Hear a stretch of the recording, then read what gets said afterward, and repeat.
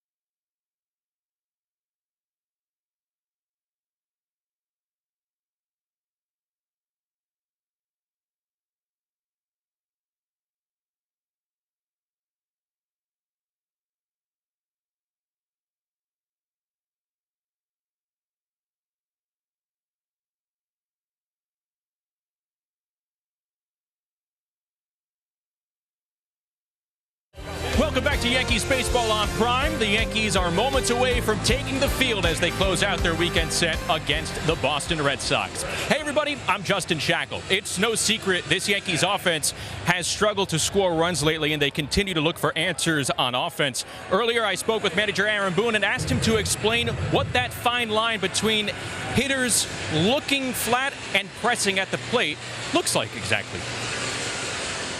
The flatness comes when offensively you're not producing much, and especially when of late you're falling behind early, then all of a sudden there's not the offense there to kind of get you back into it or get it going.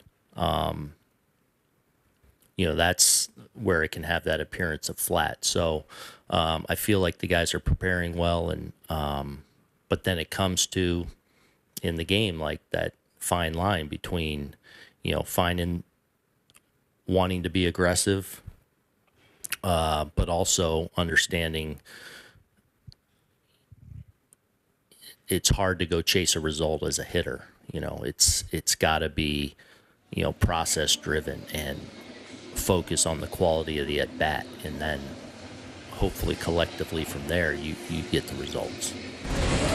And the emphasis for this team is to come out and score early. That's been difficult to do, Michael. Over the Yankees' last 4 games, they have been outscored by their opponent 16-0 over the first 2 innings.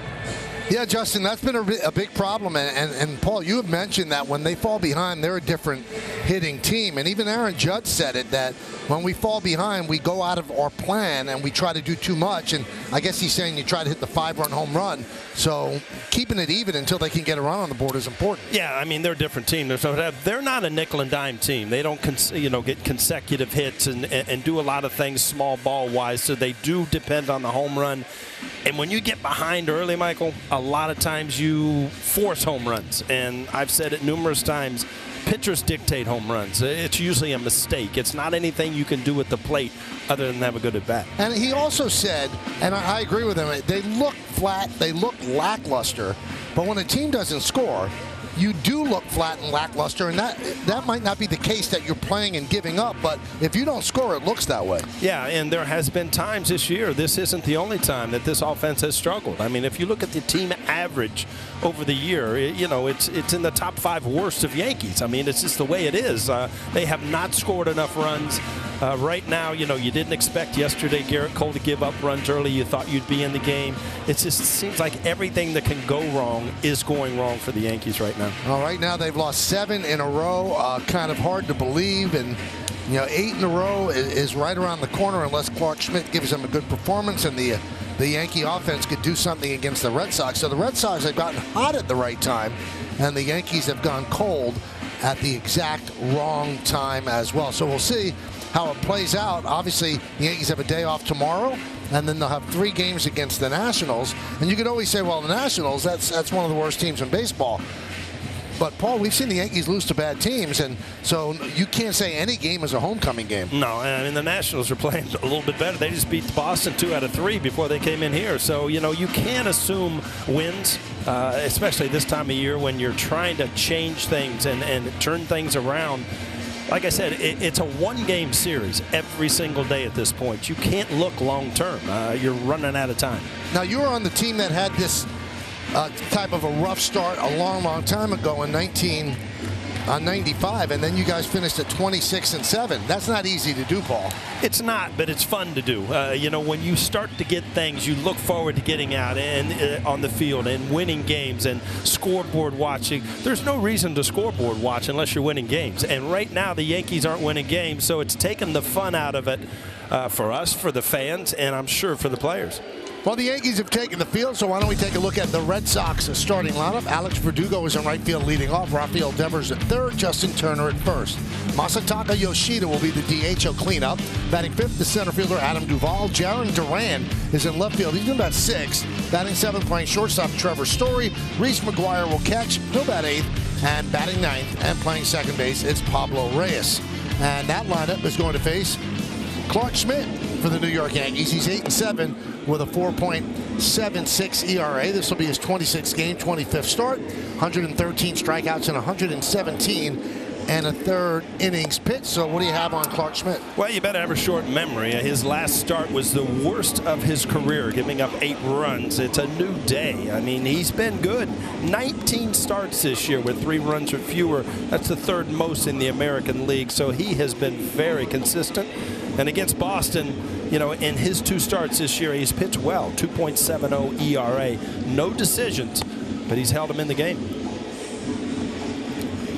Well, let's take a look now at the Yankee defense. It's the Fidelity Yankees starting defense. McKinney is in left, Bader in center, Bowers over in right. In the infield, Conniff at third. The rookie Anthony Volpe at short. Gleyber Torres plays second. DJ LeMahieu will get a start at first. Kyle Higashioka behind the plate. Aaron Judge is the DH, and Clark Schmidt is on the mound. Umpiring, Junior Valentine is behind the plate. Quinn Walcott at first. Manny Gonzalez at second. And Charlie Ramos is over at third. Well, the Red Sox have certainly done well against the Yankees so far this year. They are 7-1. They have this game, and then they have a 4-game set coming up at Fenway against the Yanks as well. Red Sox are 65-58. The Yankees are 60-63. So 39 games remaining for the Yankees in the regular season. Verdugo's ready. Schmidt is ready. And let's do it here in the Bronx. First pitch, swung on a miss. We're underway.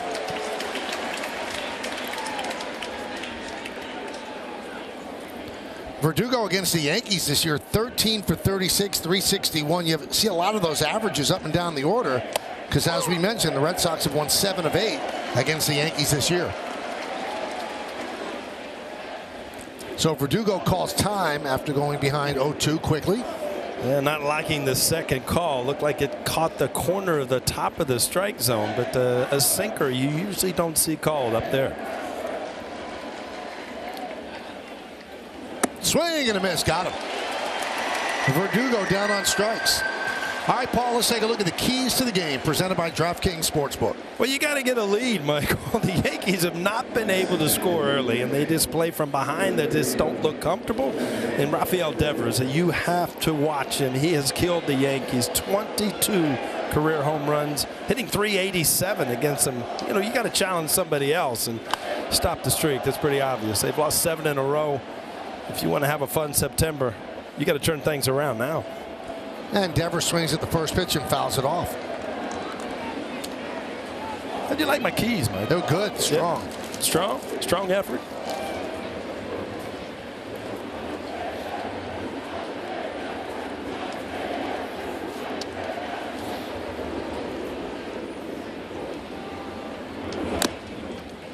Five pitches, 5 strikes for Schmidt. The count 0-2.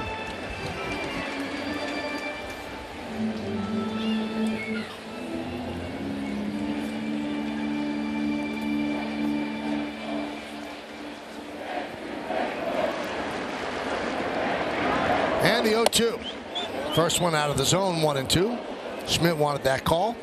Michael, we've talked about hitters in the past couple of series we've done being closed. Well, you see how he's open and then he gets back to neutral. That's a good way to see the baseball. Back foot right on the back line on the inside part of the plate, but wide open stance. It allows him to see the ball. Has no problem getting to the ball away or turning on the ball inside.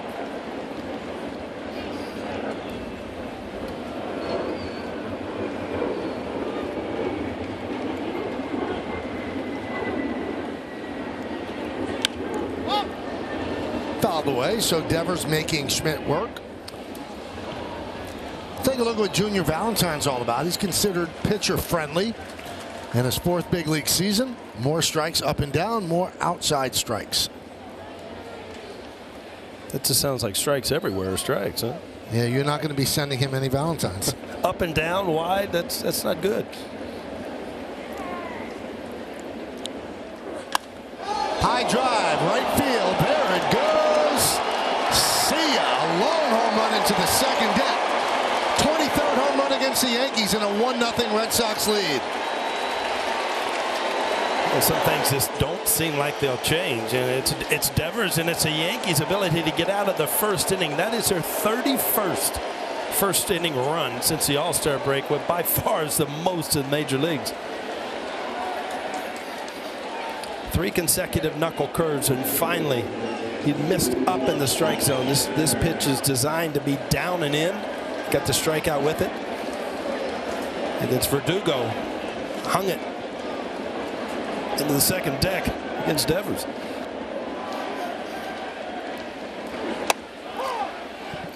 Strike to Turner.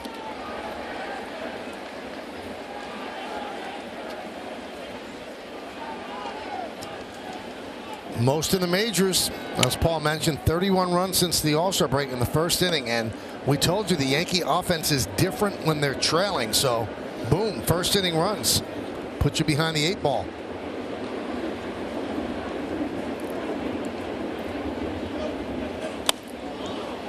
Fouled away. Again, knuckle curve designed to go down and in. That was just down with a little break. Too good a hitter to miss.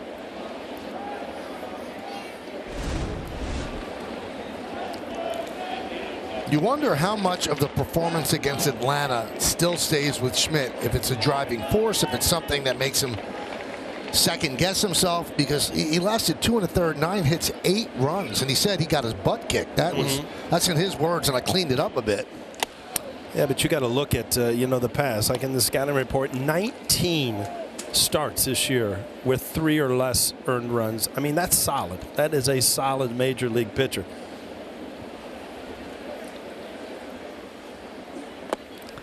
Turner waves at that one. He goes down on strikes. 2-away. Again, look at the location. This is where that pitch is intended. Down and away. It was supposed to be down and into Devers. It's such a good breaking ball that you really can't second guess him for giving up a hit or a home run on a breaking ball. That is his out pitch. So here is Yoshida. And a strike to the Red Sox DH. Really enjoyed watching him swing the bat yesterday. I mean, he's line to line. You hang a breaking ball, he'll go deep. Fastball away, he'll slap the other way. Just a pure hitter, putting the ball in play where it's pitched.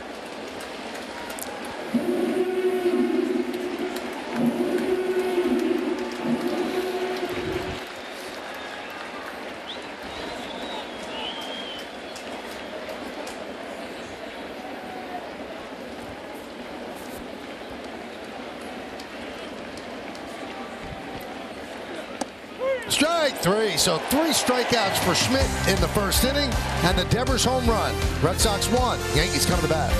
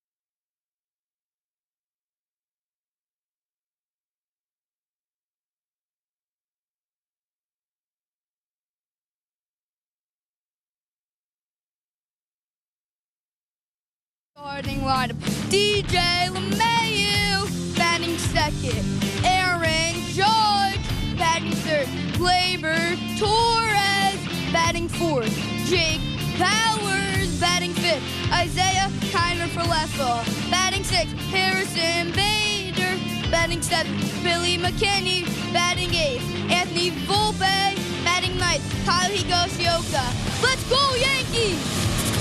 Very good job, Kyle. Excellent. A little sing-songy to it as well. I love it. Sounded like a bleacher creature. Good job by Kyle giving you the Yankees starting lineup. So who are they going to face? They'll face the Red Sox opener, Josh Winkowski.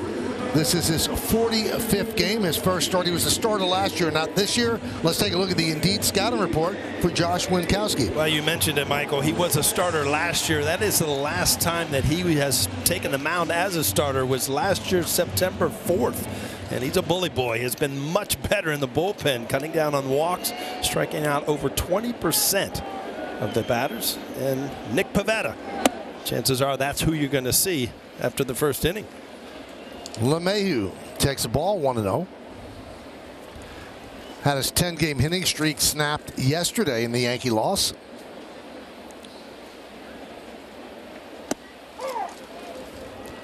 One and one on LeMahieu, hitting .242, 8 homers and 30 runs batted in.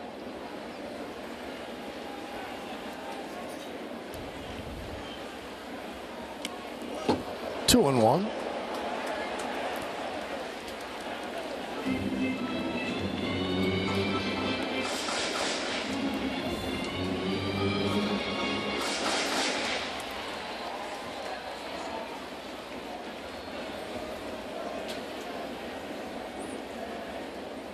Swing and a miss. Chase the pitch up in the zone.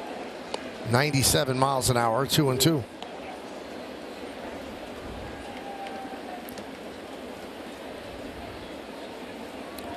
As a starter last year, Winkowski 5.89 ERA in 70 innings. But he's been a 7th inning guy this year. Now he's opening. He sets up Chris Martin and Kenley Jansen. Chopped over Winkowski. Reyes is there. One away. Why don't we take a look at the Red Sox defense? Duran in left, Duvall in center, Verdugo over in right. Infield is Devers, Story, Reyes and Turner. That's third to first. Reese McGuire, hard to run against him. He's behind the plate. Yoshida the DH, Winkowski the opener. So here's Judge going with the pink spikes today. And the pink batting gloves too. It's got it all. You got to bring the bubble gum. I like it. You got to change your arm pad too, Michael. You got to coordinate everything. Well, he's got the pink arm pad too. Yep.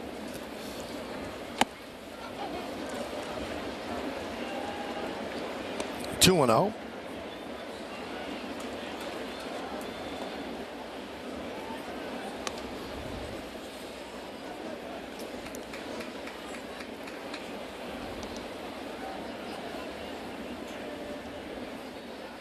And the righty deals.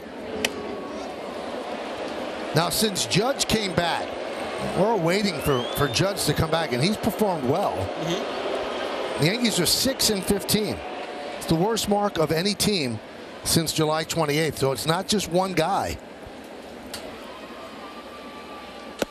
And he walks on 4 pitches. I mean, you're seeing it again. I mean, Devers home run first inning. Aaron Judge walk first inning. Do you notice the last 2 home runs back-to-back days, right? Aaron Judge, they've been late in the game when the game's pretty much decided. That's when people pitch to him, you know, and he hits home runs early in the game. Teams are not allowing Aaron Judge to beat them. That's his 21st walk since coming off the IL, more than any other player in the American League during that time. Here's Gleyber Torres.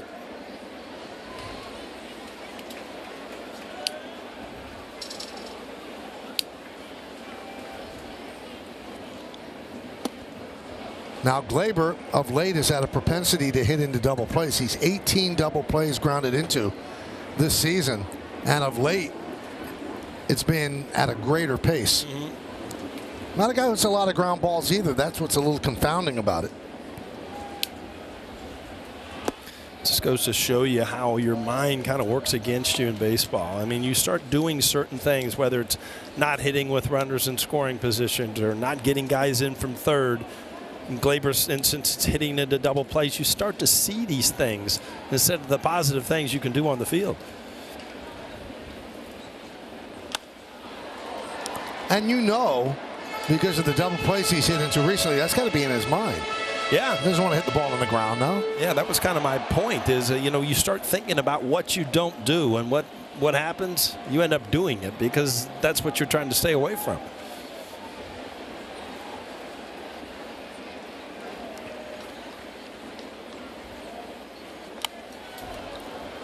Still 1-2.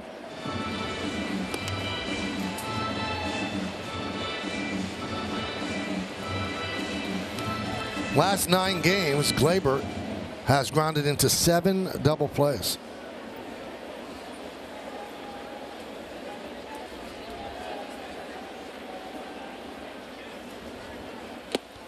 Remember, your former manager, Joe Torre, in one game grounded into 4. Yeah. And he blamed Felix Mian. He said he got on before me each time. Every time.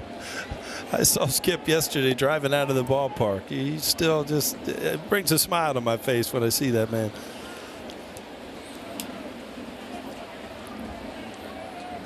Swing and a miss. Torres down on strikes. Chase the pitch up in the zone. 2 outs. That breaking ball that really had no break, just kind of stayed up way up out of the strike zone, and watch the barrel of the bat. Yep, underneath the baseball.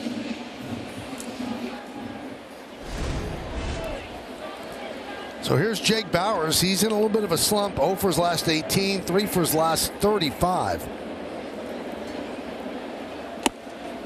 Everybody wants to jump on pitching when things go wrong, and the Yankee pitching hasn't been great because their starting rotation obviously has been banged up. But in their 7-game losing streak, the offense has scored 15 runs.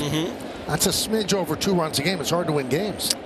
Yeah, not at this level in the major leagues, especially when you're playing teams like the Red Sox that are very comfortable playing slugfest.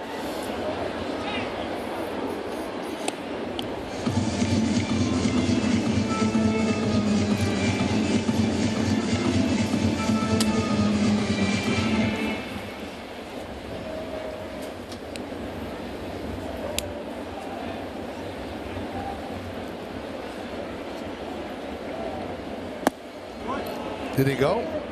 No, he did not.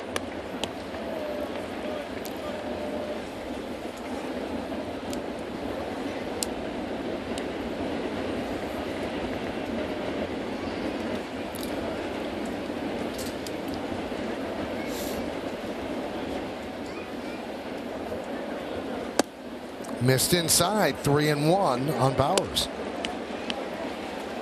Conifalef is on deck.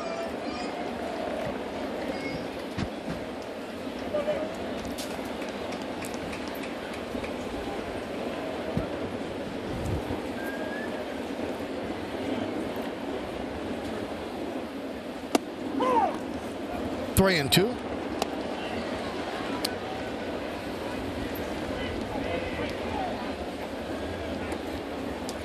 Winkowski as a reliever has been throwing harder than he was last year. He's reached 99 at times. Well, we talked about Nick Pivetta probably coming in, and he's gained by coming out of the bullpen, and kind of they found a niche for him to follow an opener. So they kind of flip-flopped these two guys, and both of them have taken on to their new roles. Swing and a miss. Got him on the cutter. So that'll do it in the first. No runs, no hits, no errors. 1 man left. We go to the second.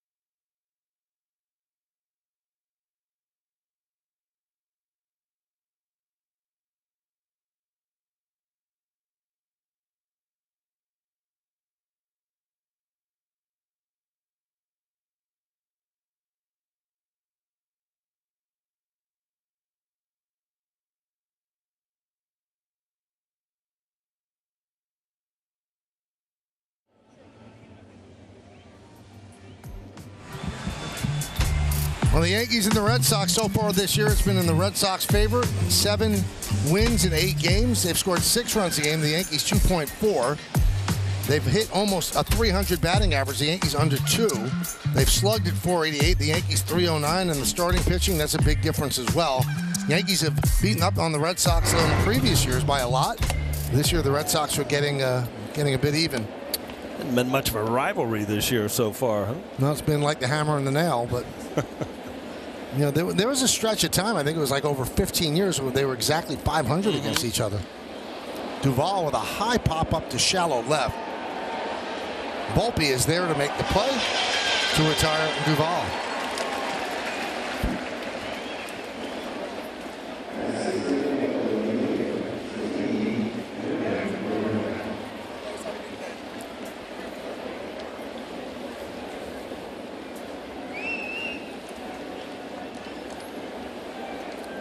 So here's Duran. 4 for his last 36. That's 111. It's in 13 games. 1-0. Solo home run by Devers in the first inning into the second deck and right. And it's 1-0 Red Sox.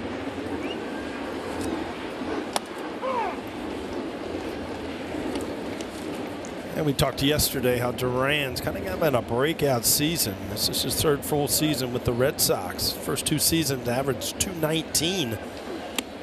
Look up at the scoreboard today, coming into the game 295. So, you know, he's really caught on offensively this year.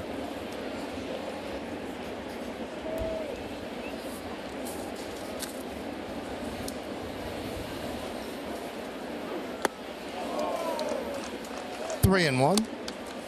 Things get real interesting for the Red Sox as Pavetta's getting ready. Their next 10 games, the next 4 are in Houston. Then 3 against the Dodgers. And then 3 more against the Astros at Fenway. That's a tough 10 games to navigate. We'll see where they are at that point as Duran works a walk. And that one guy that you want to walk, 23 for 25 in stolen bases this year. So good speed, good percentage of being safe at second. So here's Trevor Story. Made his debut this season on August 8th. Missed the first 112 games because of right elbow surgery. And it was not the more invasive Tommy John surgery. He went with the internal brace procedure to repair the UCL. But he is 0 for his last 16 after a 4-hit game in Detroit last Sunday.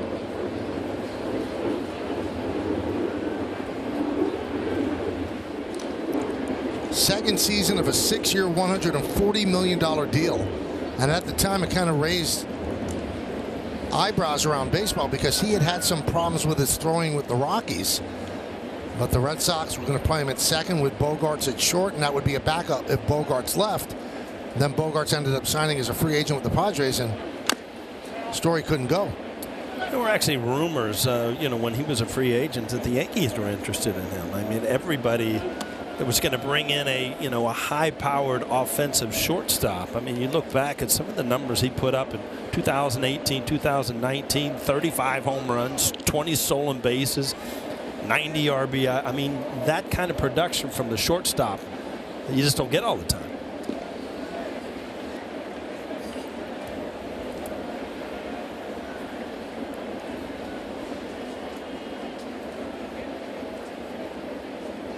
Warner goes, swing and a miss, the throw to second. Stolen base for Duran. Yeah, 24 out of 26 now. I mean, Duran is a true base stealer. Good jump. Ball on the other side of second base. No chance.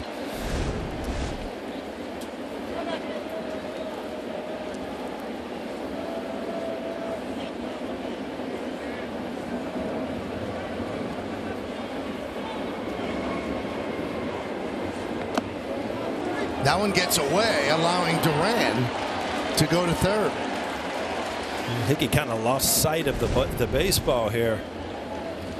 Ball down in the dirt, blocked it, but then it came straight down off the umpire. I think he couldn't find it.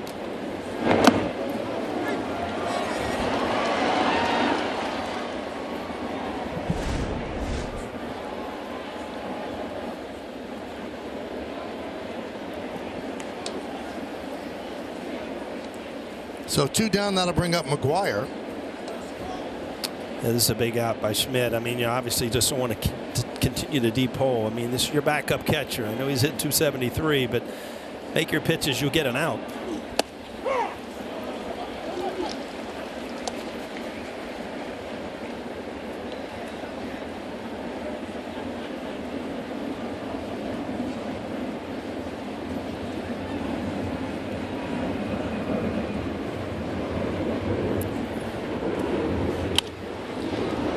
Ground ball, Volpe gets McGuire, and that'll do it. No runs, no hits, no errors, and 1 man left on base. We'll go to the bottom of the second.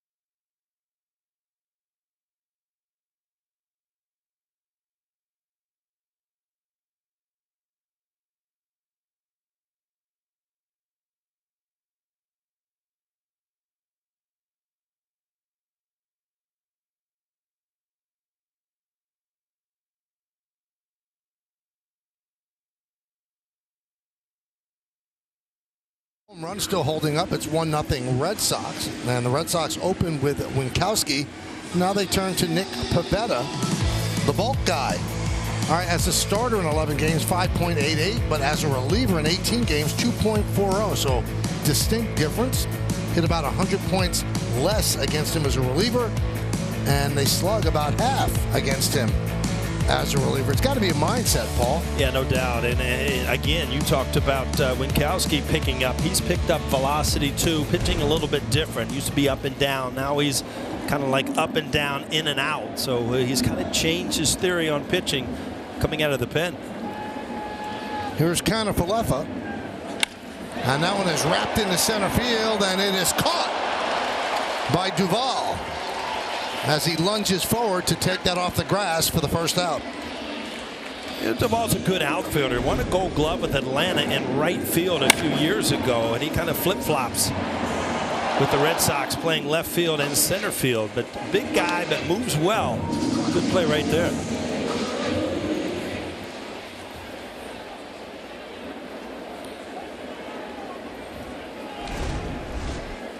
So here is Harrison Bader, and there's a strike. Bader 0 for his last 14, 4 for his last 31.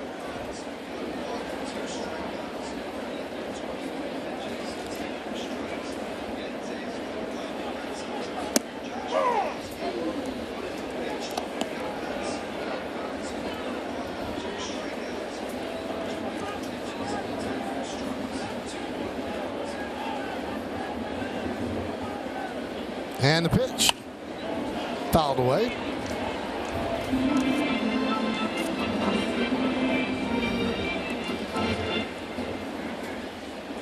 You know, an interesting note, Paul, and it might explain the struggle since the All-Star break. The Yankees have spent more innings trailing than any team in baseball since the All-Star break. Boy, Bader thought that was strike 3. He was walking to the dugout. Wow. Talk about not wanting to show up. I mean, this ball, it could have been low, but it obviously right down the middle of the plate. And the one thing on a close pitch now, Michael, you better be hacking. Yep. Broken bat.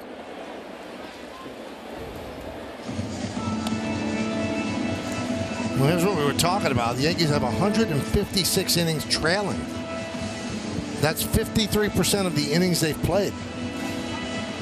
Michael, I'm just going to look at the beautiful stadium, the people, and the blue skies today, all right? Is that what you're going to do? Yeah, I've had enough. That's a nice approach by you. Where's the puffy white clouds that are even going to make it prettier?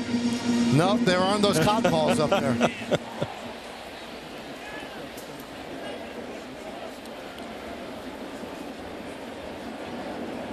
All right, back to action, Michael.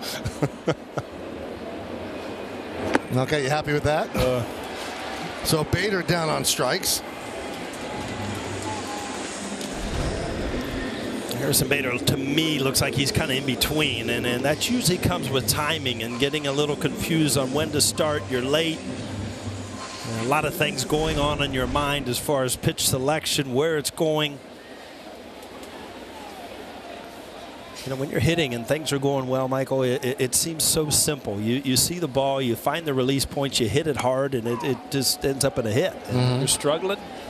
There's a whole list of things going through your mind, confusion, and then guessing pitches, and worrying about your timing and where your hands are.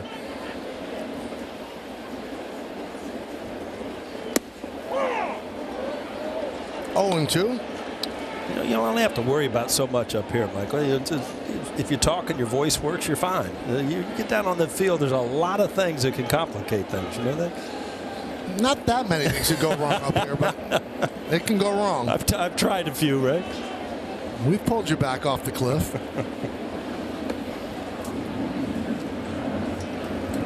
The 0-2. Strike 3. McKinney down looking. 4 Yankee strikeouts in the first 2 innings. We go to the third. It's 1-0 Boston.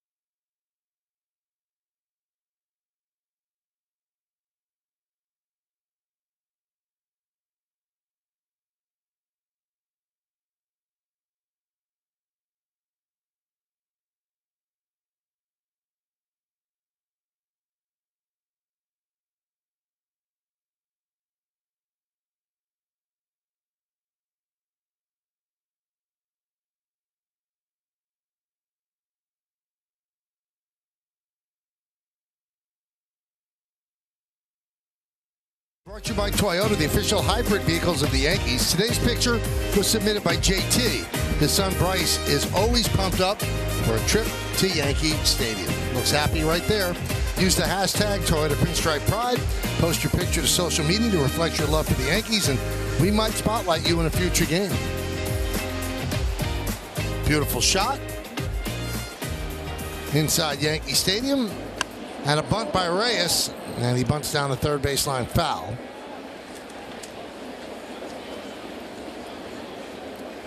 You know, there are a lot of questions yesterday why IKF bunted with Stanton on first base, and Moon co-signed it after the game. He said that was a great move. He said he's trying to bunt for a hit there. He said sometimes it doesn't happen. He said, but the thought process was solid. And then IKF said that we had a scouting report that Cutter Crawford couldn't throw the bases.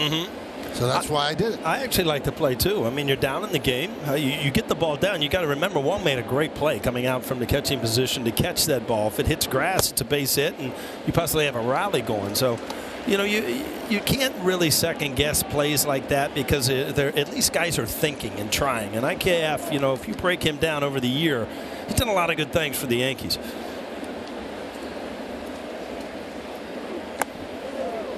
The only concern that I had with the play, and I hear what you're saying and what Boone said, you have Stan at first base who's having trouble running. Right. So, I mean, you have a lot better chance of getting out at second. Yeah, but on a bunt play like that where you're surprising somebody, not a true sacrifice, you know, there's not going to be a play at second base. I mean, Stan's going to be able to jog in there. Torres is there to put it away. And here's the play we're talking about yesterday. It was a great play, Paul, by Wong. Yeah, again, if this hits the grass, I mean, it's an easy hit and possibly a rally starting hit. But Stanton obviously off to the races, trying to read the play. But it's a great play to get out behind the catcher and make that play. Verdugo takes inside. He struck out in the first inning.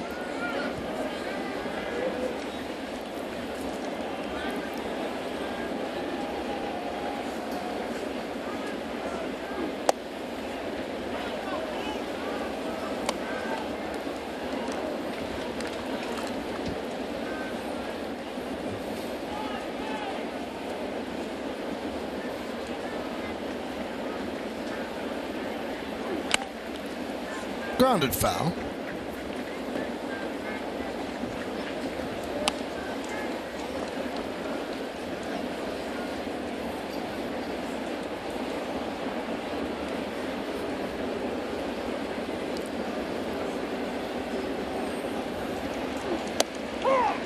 Verdugo, 27 years old, 27th big league season. Big part of the return that the Red Sox got, sending Mookie Betts and David Price to the Dodgers.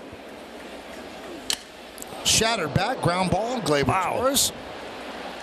2 outs. That bat went all the way out there almost to second base. I mean, that bat was shattered.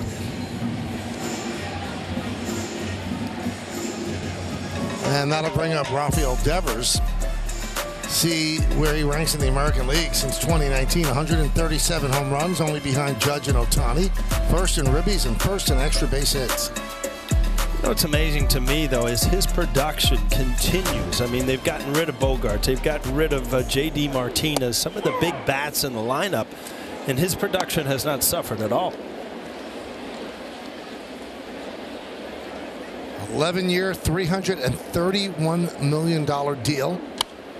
And he'll stay with the Red Sox through his age 36 season. And he was in a great spot because the Red Sox let Betts go. They let Bogarts go. They could not let Devers go. So he pretty much had a lot of leverage over the Red Sox, and he got a great deal.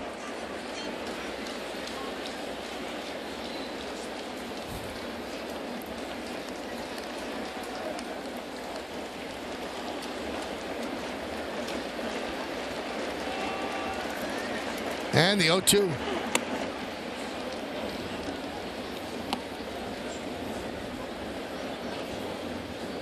Boy, if you're going to go with that breaking ball again, you got to make sure that you bounce this at his back foot. At least make him skip some rope, possibly swing at something out of the strike zone, kind of just like that.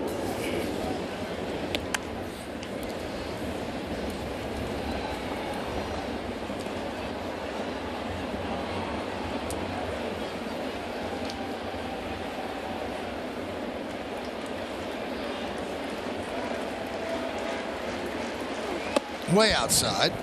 2-2.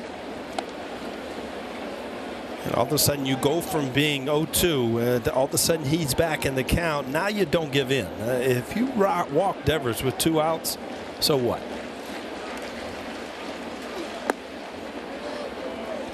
Three and 2. Justin Turner is on deck.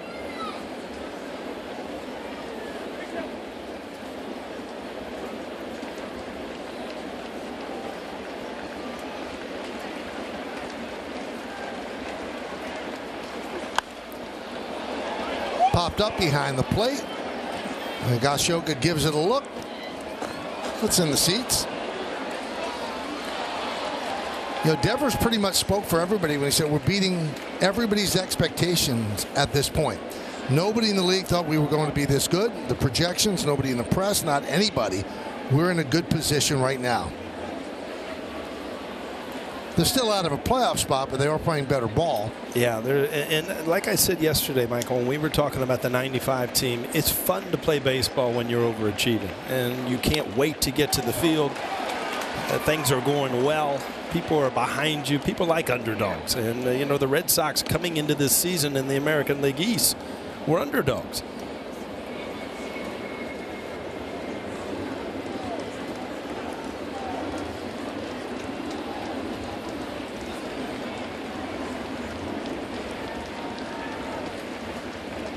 And Schmidt deals.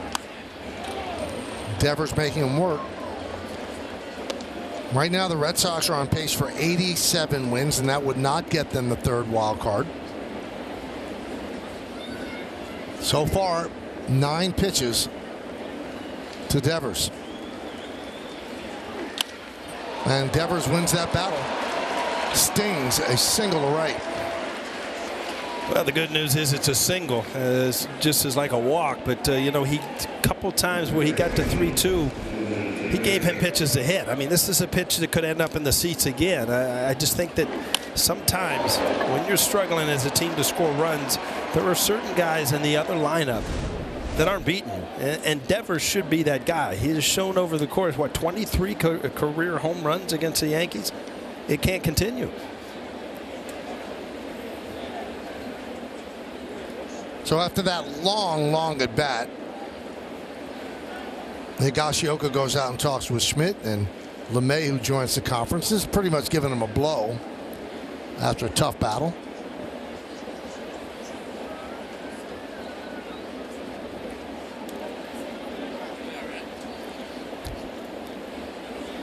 Yeah, 10 pitches bats will do that.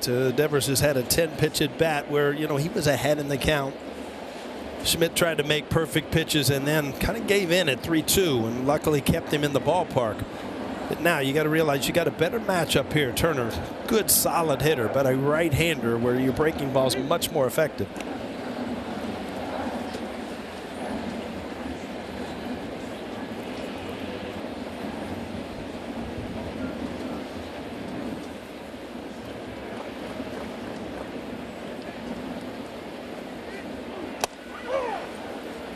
Catches the inside corner. See Turner diving out to that outside corner looking for the ball away. David Kona always talks about doubling up inside. You've got strike one there. You can pound him in there again before you go to that breaking ball away.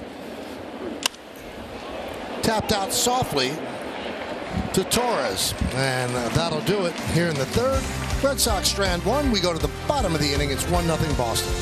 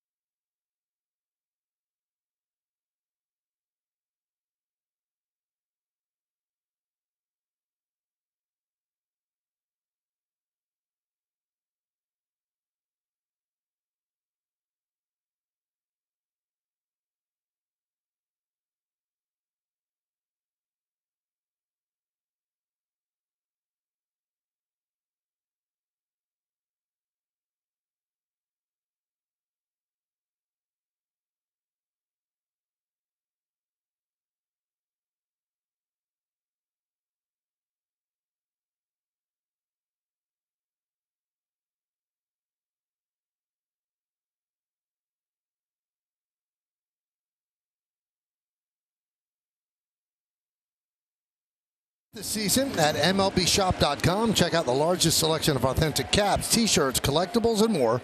Gear up with your Yankees at MLBshop.com. Anthony Volpe leads off against Nick Pivetta here in the bottom of the third. 1-0 Red Sox on the Devers home run. And Volpe swings and fouls it off.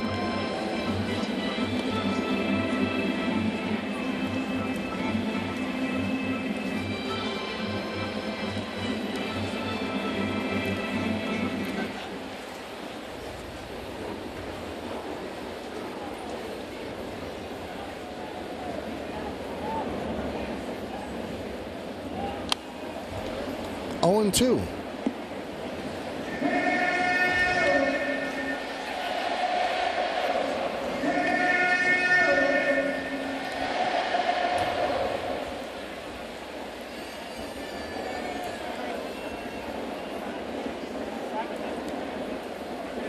Volpe is pointing to something in center field, but he does call time. Don't see anything unusual happening out there.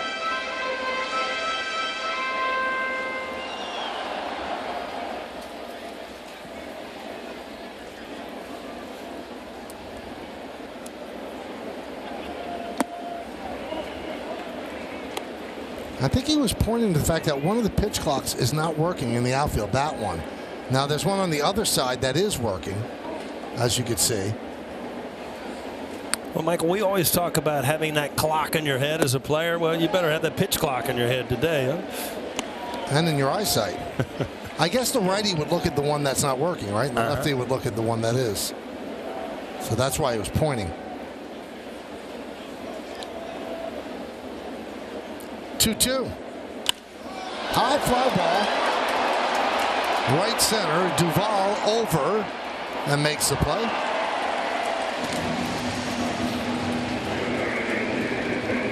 Well, there's going to be a time in Volpe's career where he's going to be able to reach that part of the ballpark. Still young. He's going to gain strength and power. And we've seen him go to right center and towards the pole. Still, it can reach the seats. That's a tough place to leave Yankee Stadium. Out there in deep right center field. Here's Kyle Higashioka.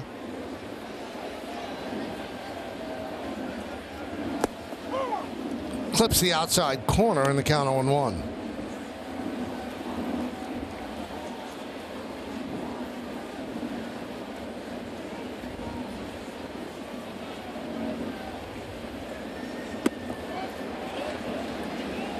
Today is a famous day in Yankee history.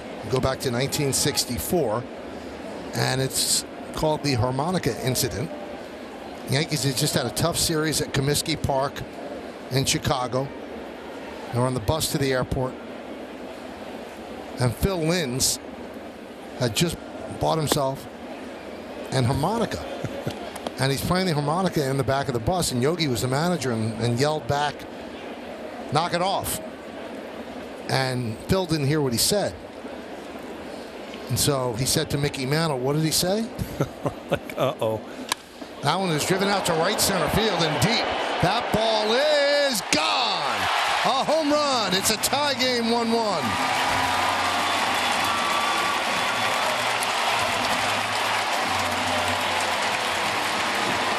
A great swing by Higgy, his 8th of the year, 31st RBI.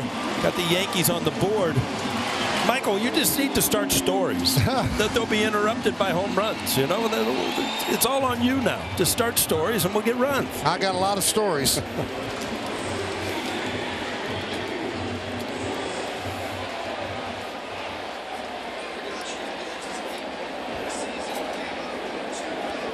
So a tie game. Couple of home runs in this one. It's 1-1. And here's LeMahieu, who drives that one to center field, and Duvall is there. 2-away. So, Michael, don't leave me on the edge of my seat talking about Mickey Mantle as you watch Higgy rounding the bases after his 9th home run or 8th home run of the year. Anyway, Phil Lynn says to Mickey, what did he say? And Mickey said, he said, play it louder. Oh, boy. So Phil played it louder, and Yogi came storming to the back of the bus, grabbed the harmonica, and fired it I think it hit Phil Linz in the knee. And the Yankees went 30-13 the rest of the way, and they ended up going to the 7th game of the World Series. Reminds me of John Belushi in Animal House when he grabbed the guitar and just smashed it.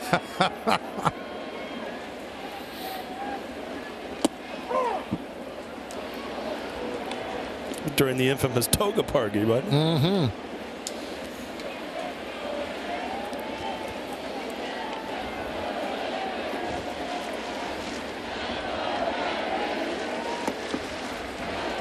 Two and one. Anyway, Phil Linz out of that got a kind of an endorsement deal with For a harmonica. Yeah, harmonica company.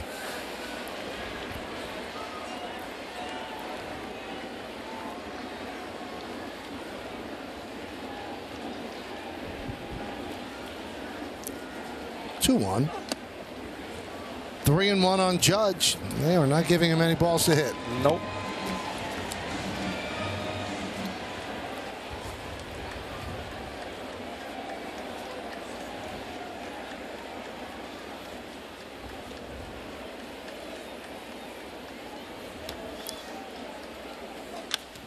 High fly ball.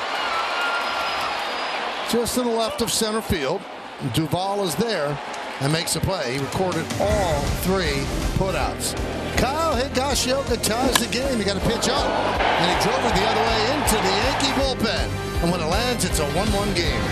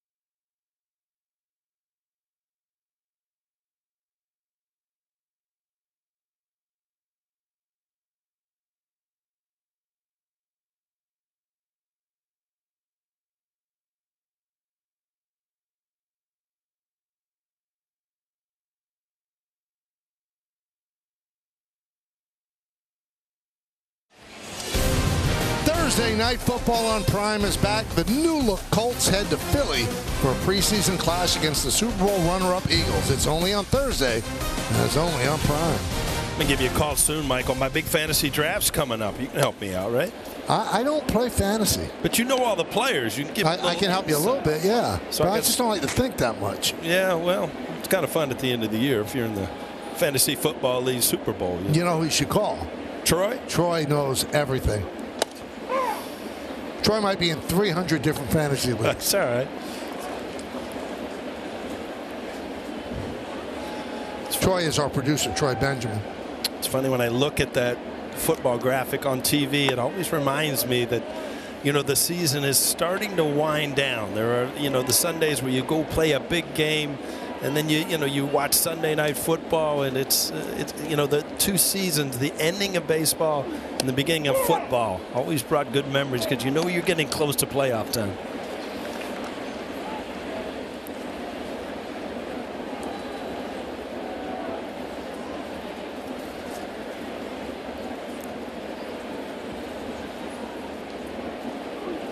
Swing and a miss. Yoshida down on strikes. Well, in the late 90s, you guys messed it up. You missed a lot of football because you kept playing into the playoffs. You know, that's what they made DVRs for, Michael. It was more fun to play and watch. Another good breaking ball right there, right under the hand. See how he really snaps that. Gets great spin.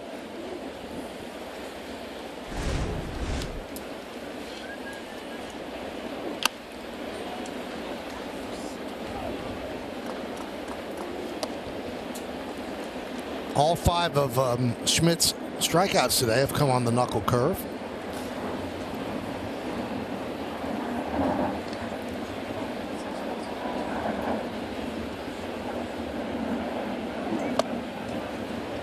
One and one.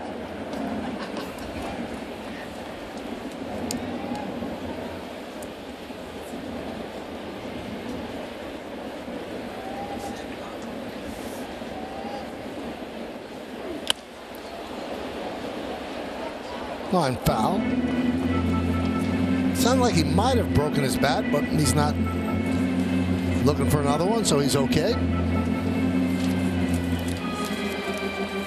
Adam Duvall popped a short. That was in the second. It's a 1-1 game here. Final game of this 3-game set.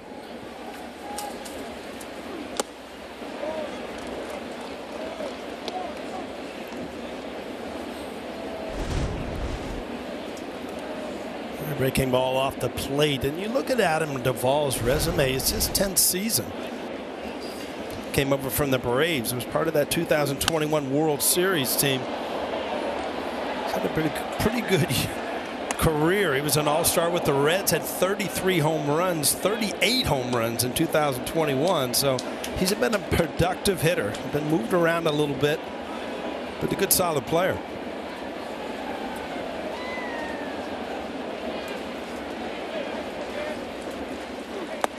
Strike 3. Duvall down looking.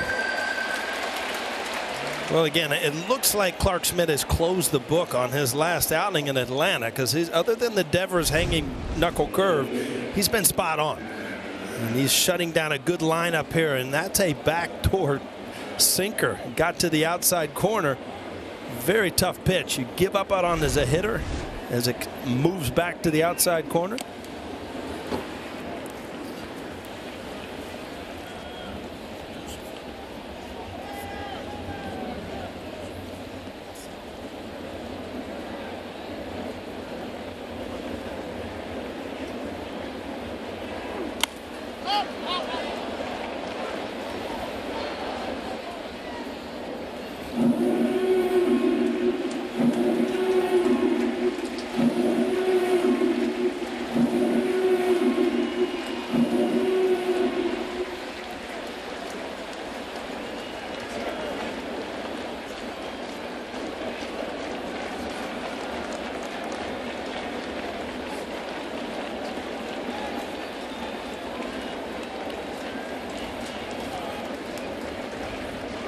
Swing and a miss.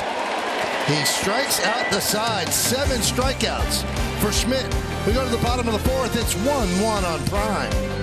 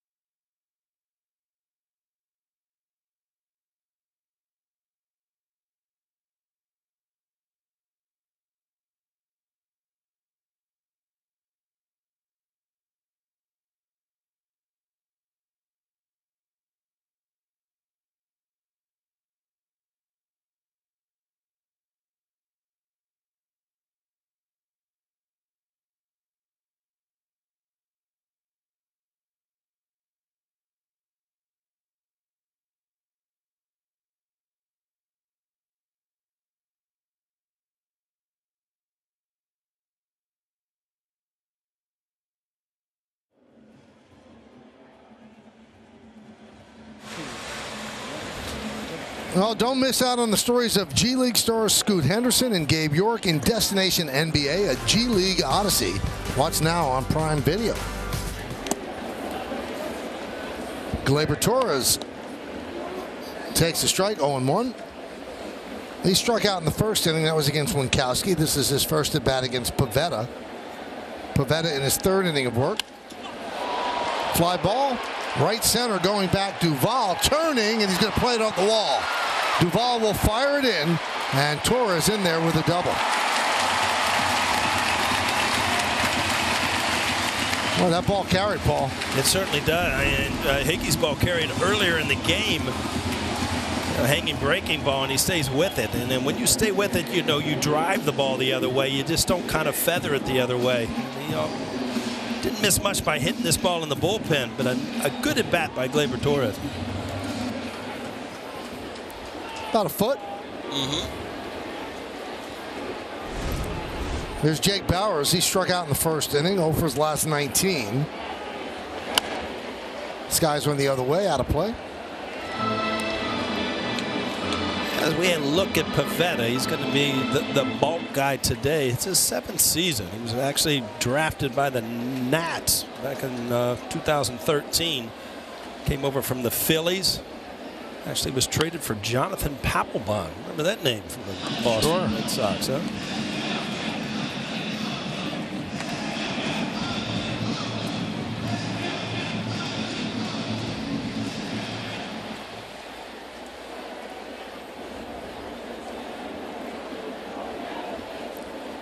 One game, bottom of the fourth.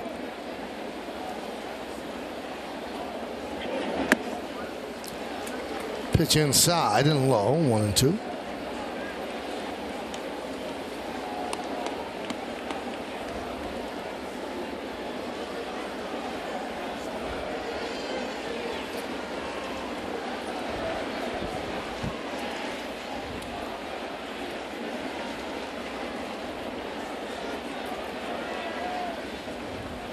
Swing and a miss.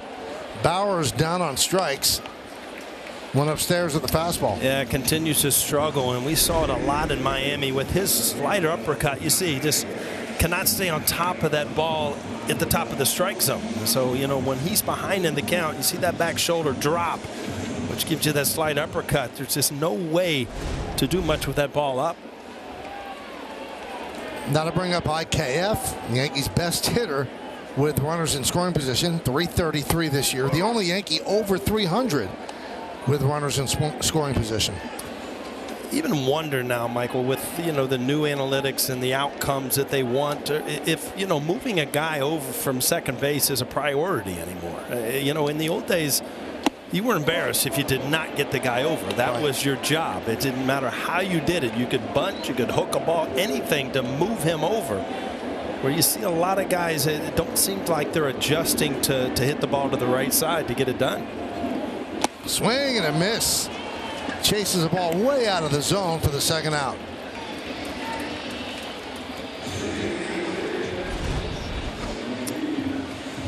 Yeah, this is something you haven't seen in a while. IKF way out in the other batter's box. You get a little antsy. Like I said, when you're struggling, you want to drive in runs. You want to make it happen yourself.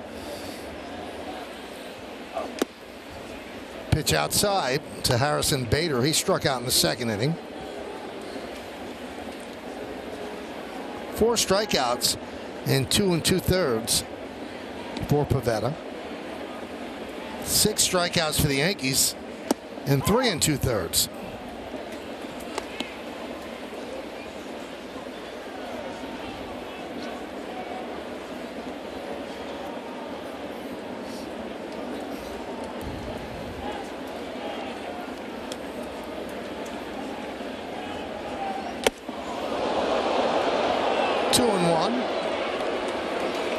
That's an attention getter. Yeah, like I said, Pivetta loves to throw up and then down. He uses that theory in pitching. He's kind of gone east and west also, but you know, in the past, it's always been up and then down away. Check swing, slow roller to short. Story across the diamond. So a leadoff double is wasted, and we go to the 5th inning, 1-1.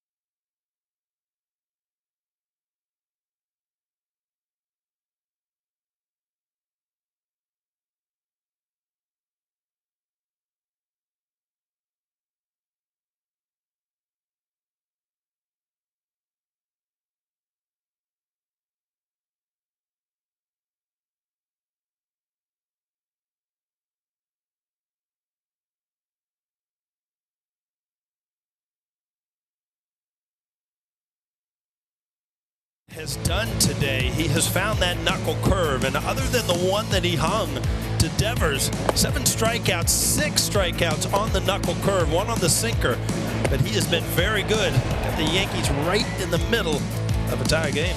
It's time for the American Express 4th inning recap. 65 pitches for Schmidt. Pivetta did not start the game. He has 38 pitches through 3 innings. Check swing, and the count 1-0 on Story. So the Yankees waste a leadoff double by Gleyber Torres. They do not get that run in, so we remain tied at 1, each team with 2 hits. That clips the outside corner, the knuckle curve, 1-1.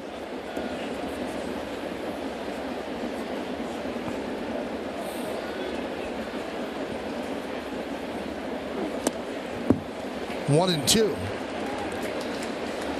So Story came back after the surgery on August 8th.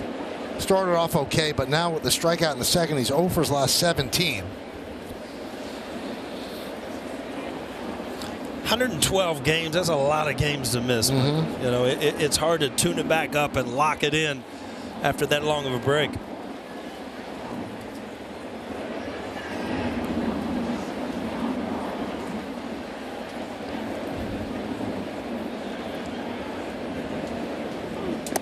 Did he go?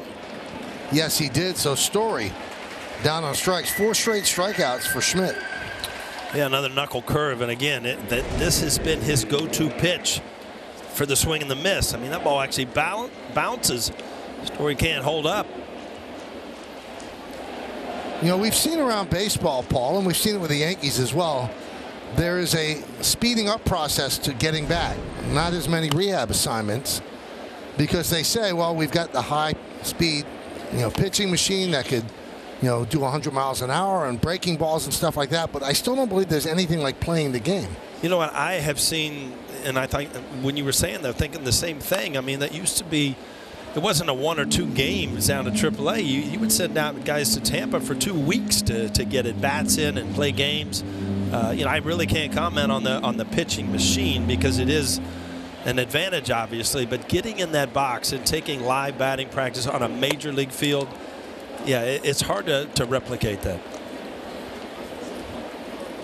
And it's very rare that you see a guy rush back and all of a sudden he's right where he needs to be. It takes a while. You're kind of rehabbing at the big league level with big league outs. Ground ball, second base, Torres. 2-away. I mean, you just look up and you think that Clark Schmidt is shutting down a really, really good offense. An offense that have been swinging the bat really well the first 2 games. And it's 1-1. I mean, now you're at that point of the game where, you know, if I make a mistake, I could get another loss. It just becomes so much pressure on the starting pitching because you're never looking it up at a crooked number by your offense. Here's Reyes. Justin, you have more on Clark Schmidt? And Michael, I talked with Clark a couple days ago. He thought facing that Braves lineup was going to make things a lot easier down the line because you're seeing what works and what doesn't work against the best of the best offenses. And he said a pitcher learns different approaches from each lineup that he faces, but so there's going to be a lot to take away from that Atlanta lineup. He told me he was really eager to get back on the mound less than 3 hours after that Atlanta game. At the same time, it feels like if you're a pitcher, you don't want to do too much. There was a reason why he went 14 straight games giving up 3 runs or fewer. So there's a balance between staying true to yourself but taking away little experiences from facing juggernaut lineups. And you're not going to face many lineups like Atlanta's lineup. No, not now. I mean, they're the elite team in baseball. They and the Dodgers are playing as well as anybody. But some of those names and the youth, I mean, it's not going away. Atlanta's going to be good for a long time.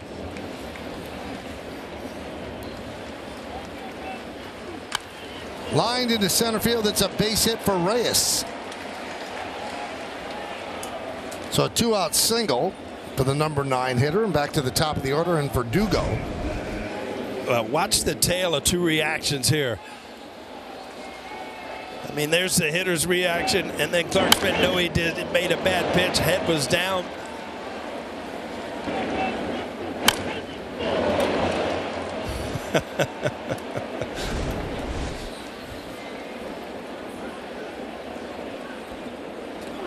Now here's where it gets interesting with Schmidt, and it's something that the Yankees follow. 3rd time through the order. Is he going to be as effective? So this is Verdugo's 3rd at bat.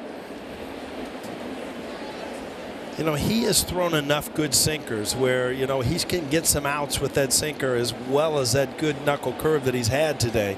And you talk about getting through the lineup 2-3 times. You know, sometimes you're going to have to change your pattern to the point where, you know, you knuckle curve early, sinker late. Something just a little bit different before guys start sitting on it.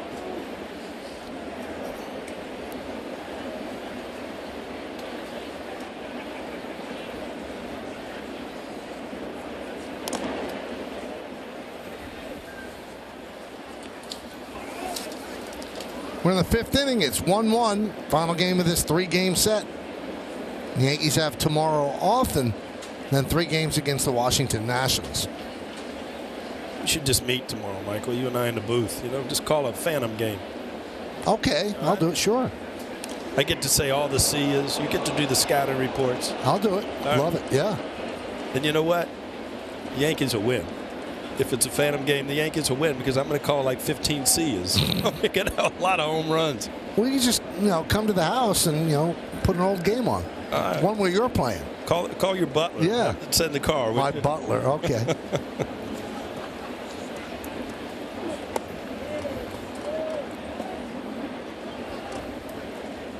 Two and 1 on Verdugo. You probably have some big golf lined up tomorrow. Oh, yeah. Don't I? Oh, yeah. You want to join? Nope. No? Nope. I'm good. You put your Argyle sweater and knickers away for the season?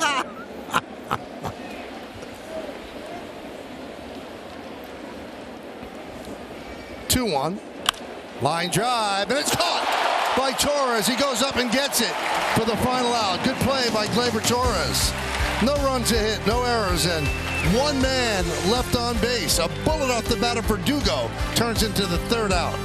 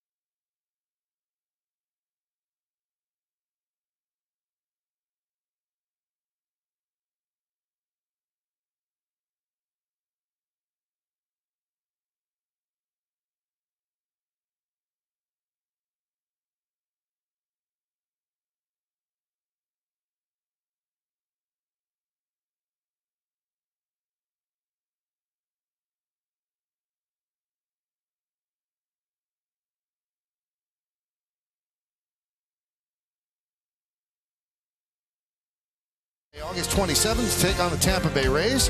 Watch as the Bronx Bombers go head-to-head with Yandy Diaz and the Rays. Don't miss a minute of the Yankees. Coverage begins at 1 p.m. Eastern, only on Prime Video. Bottom of the fifth inning of a 1-1 game. Red Sox with 3 hits, the Yankees with 2. A Devers home run, and then a Higashioka home run. That's the scoring in the game. And the first pitch to McKinney is low 1-0.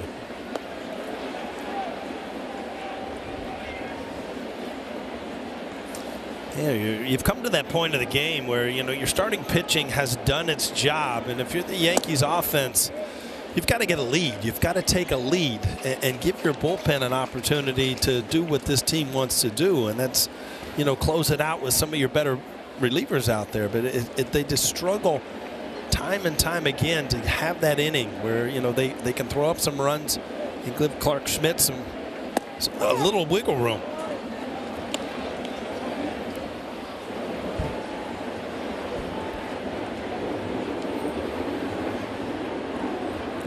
Two and one on McKinney. It's the bottom third of the Yankee order against Pivetta. Ground ball second base. Reyes to Turner. One down.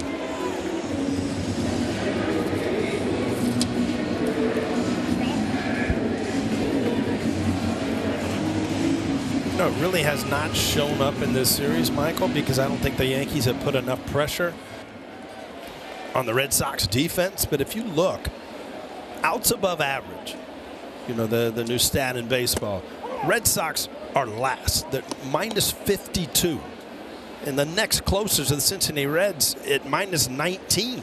That just goes to show you where their defense, 84 errors, leads the majors. But unless you're putting pressure on the defense and putting runners on base, that weakness is not going to be, you're not working to help yourself. I was talking to some of the Red Sox broadcasters, and they said you could see the stats about the defense, which is the ones that you just recited. But they said what you have to watch all the time and see they're a terrible base running team. Mm-hmm. They don't run the bases very well, but they can slug, and the pitching's been decent. Yeah, and the end of the bullpen is very good. You got Jansen out there, Martin out there, so you get late in the game, they can match up with you, but it's the middle innings. If you can get to their bullpen, you're in good shape. Well, the Red Sox are 51-3 when they lead after 6 innings. That's the best record of any team in baseball. Yep. So you don't want to fall behind as they go into the bullpen in the late innings. 1-2. Missed inside to Volpe, 2-2.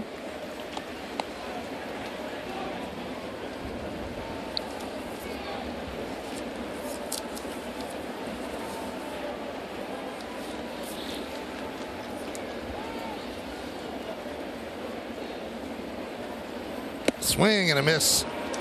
Volpe down on strikes, 2 away.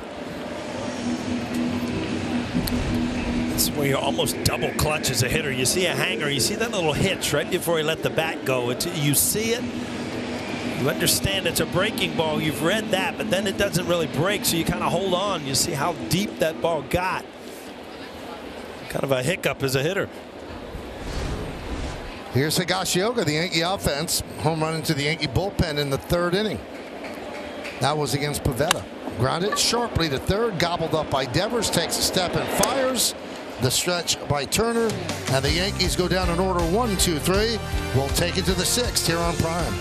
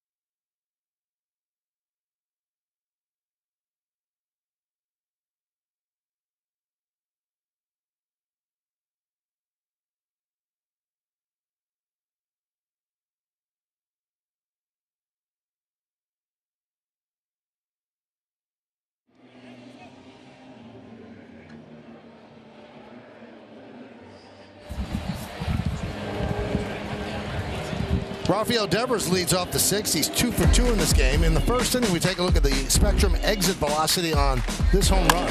103.9 off the bat. Elevated 103.9 in Yankee Stadium. It's not going to hold it. Like, what's going in the seats somewhere. That one's ripped fair. Inside first, it kicks off the side wall. Devers makes the turn, going for 2. The throw by Bowers is not in time. It's a leadoff double for Devers. So a single, a double, and a home run for Rafael Devers. Oh boy. It seems like he comes to bat every inning. Another breaking ball. But, you know, again, you're going to have to change the sequence to him. He's just too good of a hitter. This ball hooked right over the bag. I think with a perfect throw, Bowers might have him at second, but you see this ball kind of tails to the shortstop side. Allows Devers to get in there. So here's Turner. So yesterday, a couple of weeks ago, the Red Sox are in town, and Turner hits a foul ball that strikes John Sterling right above the eye. Yeah. Yesterday, he hits another foul ball that goes right into their booth again. Somebody told me that last night. I had in White Plains a little appearance with some ex-athletes and a bunch of fans, and somebody already knew that. I guess John said something like, "What's going on here?" or something like that. Well, I talked to Susan today, and the ball came into the booth, and they both ducked under the table. They got a clear shot of it, and they couldn't find it. And then it was found in the garbage can, which is right between them. Later on. So Turner has a bullseye up on the Yankee booth. Can't make this stuff up, Michael. It's a real story, too. See, I don't worry about that stuff because I got a big-time stud right fielder sitting next to me. Right? Yeah, you'll make the play. Ducking under the table. I told you I don't have a glove anymore. Got those strong, strong hands, though, you know? Totally have faith in you. The 2-1. 2-2. So Susan came down with the ball today to the Red Sox clubhouse, signed it. Why don't you like us, John and Susan? And I don't know if he sent it back yet. I talked to Turner a little bit before the game. I saw him in the batting cage, and I was looking a little. 15 years, he said, I'm just trying to keep this uniform on as long as I can. And he's had a great career. A couple, World Series with the Dodgers, and been a productive hitter. Yeah, I never understood people that retire early like you, because I mean, this is what a life. Oh, I mean, yeah, but you don't want to be chased out of the game. You want to leave. There's life after baseball. It's not as fun, but there's life after baseball. But the thing with you is you weren't chased out. You had a really good season, and you decided, all right, that's time. David Cohn said, I'm going to have the uniform pulled off me, and he did. So Turner works a walk, so a liner, a double, and a walk, third time through the order for Clark Schmidt. And here comes Matt Blake.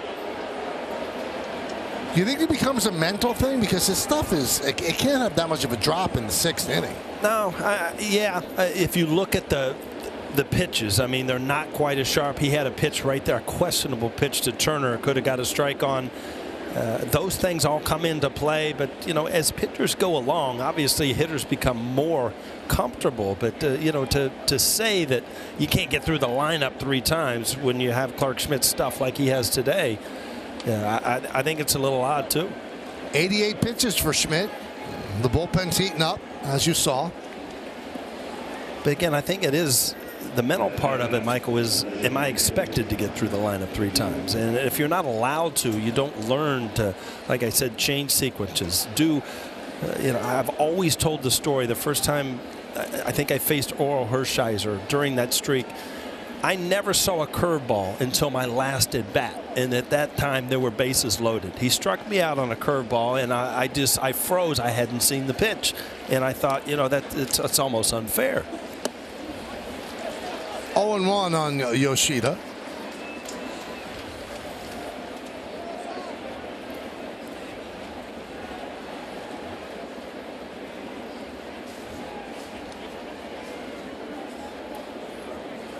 First and second, nobody out. Check the swing, 1-1.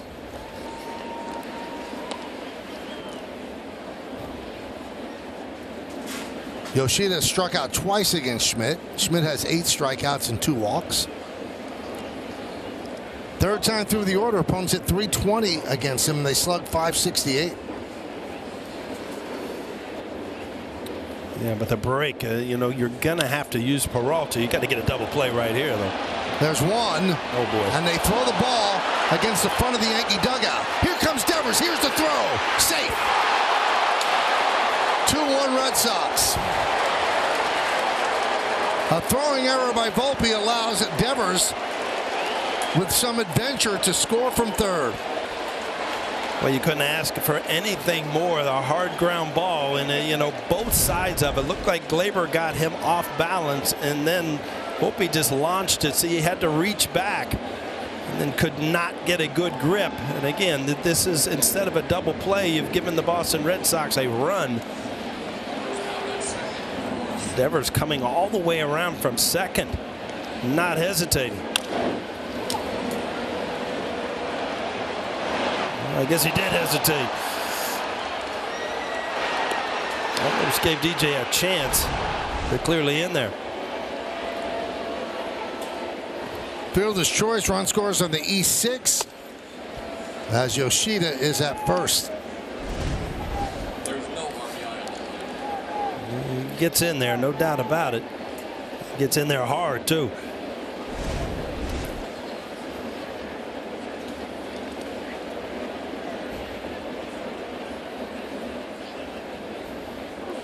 Yeah, he's been so strong at shortstop, Paul. I think you hit it. Everything is timing in that sense, and the throw made him reach for the ball, and then everything went out of whack after that.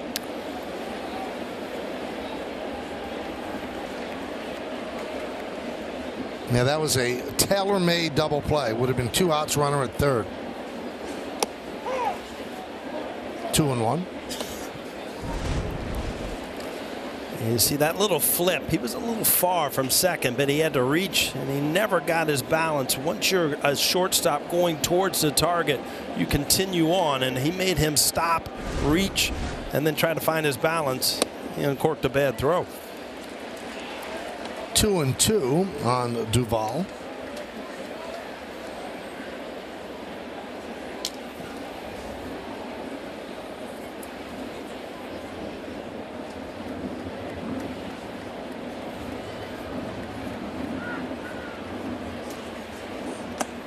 Three and two.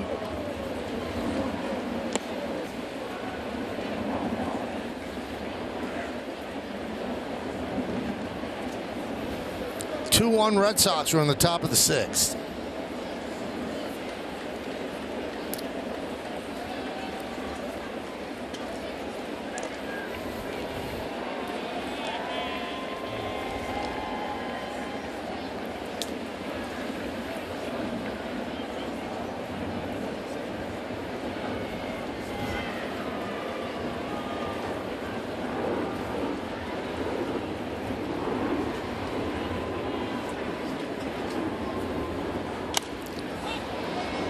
Fly ball right field on the run. Bowers toward the line to make the play in foul territory for the second out.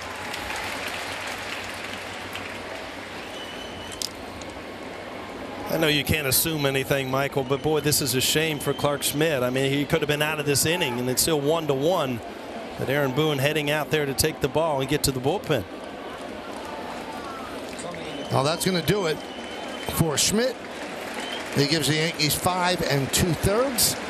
Allows 2 runs. The runner at first, his responsibility. Gets a nice hand as he walks off. Yankees go to the pen.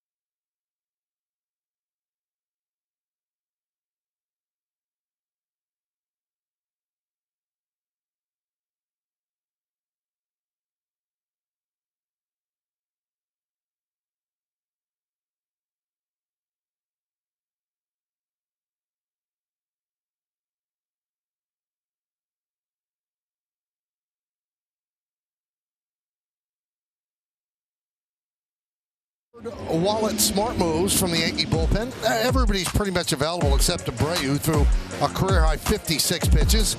Tomorrow's an off day, so King is the first out of the pen. But I believe that Boone and company could use everybody out there if need be. And the guy they go to is Michael King. His 41st game, 77 strikeouts in 65 innings.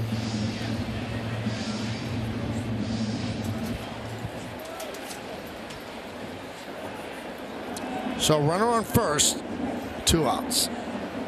2-1 Red Sox, top of the 6th.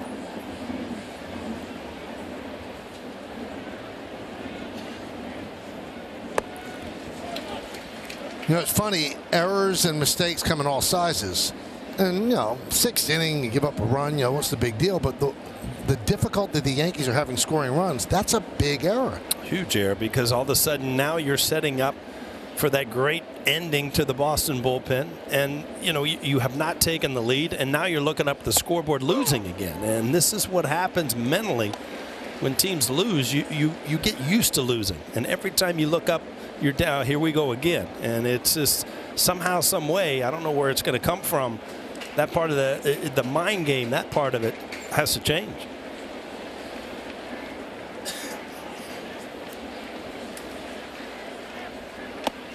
One and 2 on Duran.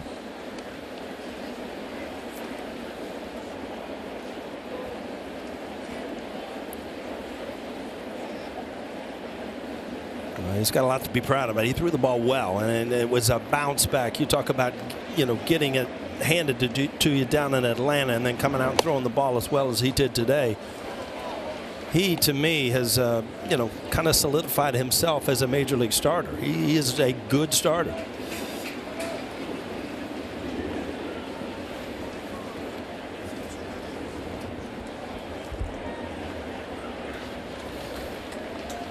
Two. Still 2-2. 2-4-0 for the Red Sox. 1-2-1 for the Yanks. We're in the 6th.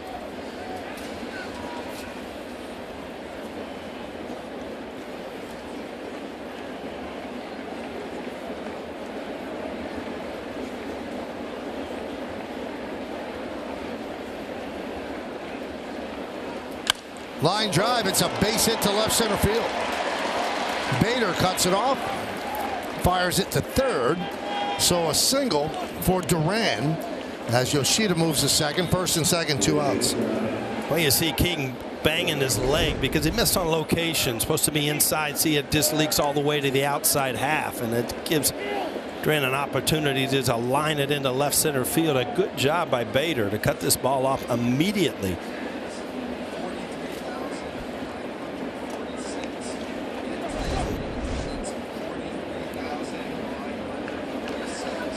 Announced crowd of 43,946 here at the ballpark on a Sunday afternoon.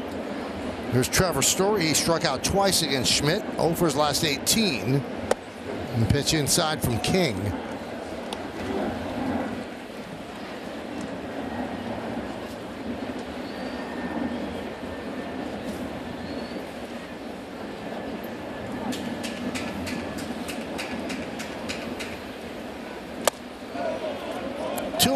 On Story.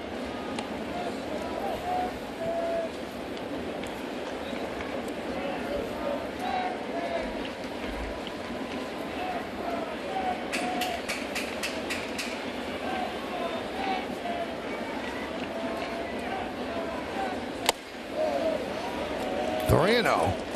Guess that was a little high, right? That's been a strike all day. That's a pitch. If you're Michael King, you got to think, well, where was that?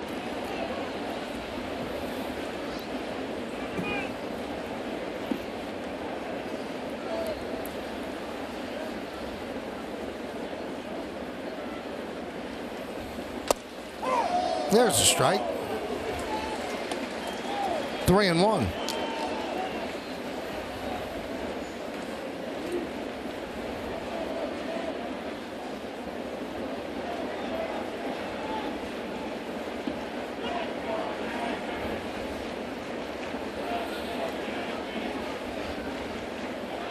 Swing and a miss.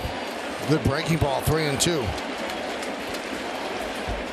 Yeah, not going to give in here. This ball's outside the strike zone, but Story obviously a little anxious to try to make something good happen offensively.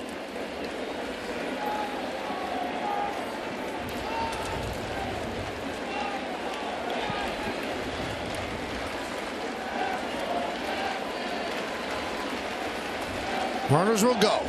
Strike three. Story down looking. 1 run, 2 hits, 1 huge error. 2 men left. We go to the bottom of the 6th.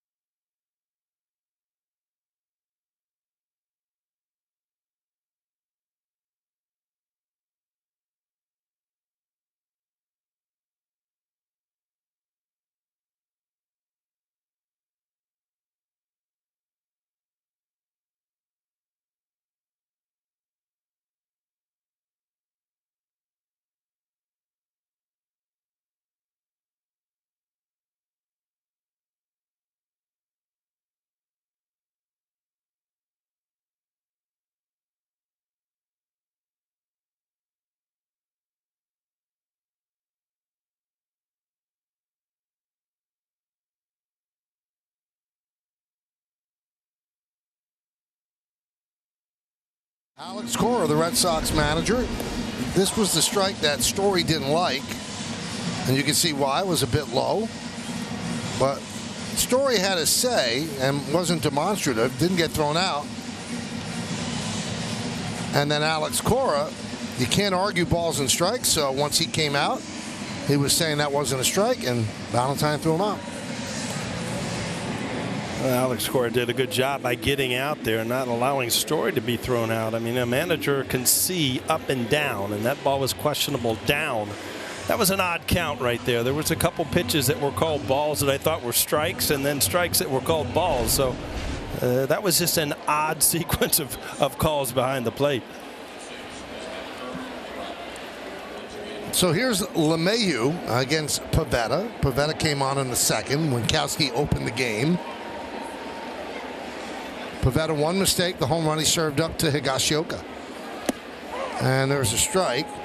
LeMahieu's 0 for 2.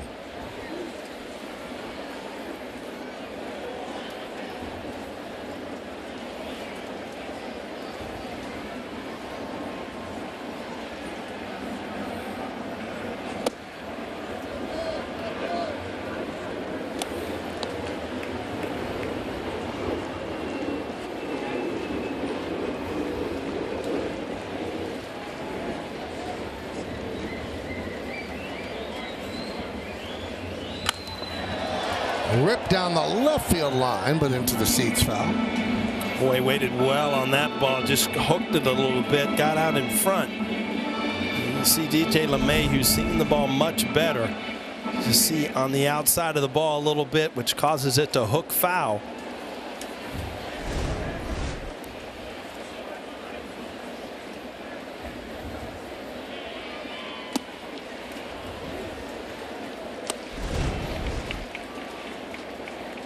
Our cameraman Tad makes a friend with a young fan.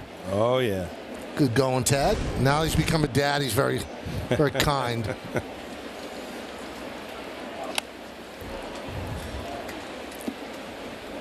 Once you get kids, Paul, the whole perspective changes. Oh, no doubt about it.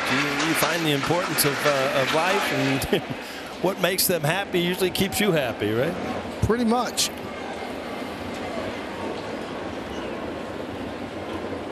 2-2. Swing and a miss. LeMahieu down on strikes. That'll bring up Judge. Again, Pivetta in, out. This ball kind of running in. DJ on top of it. Watch it in super shot. Everything looks good to that point. Sometimes you just don't make contact. Interesting to see how they attack Judge here with a 1-run lead.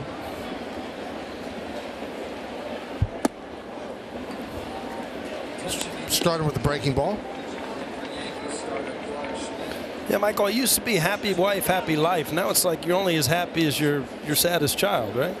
Wow, that's deep. Yeah. It kind of gets there, right?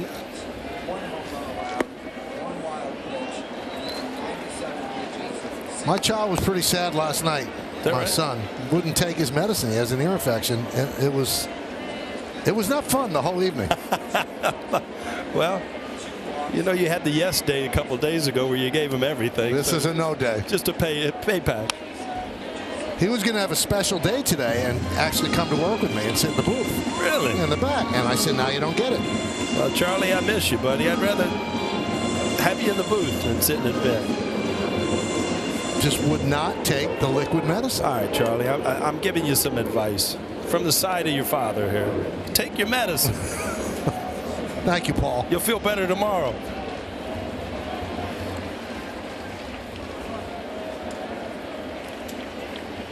Two 2-1. 2-2.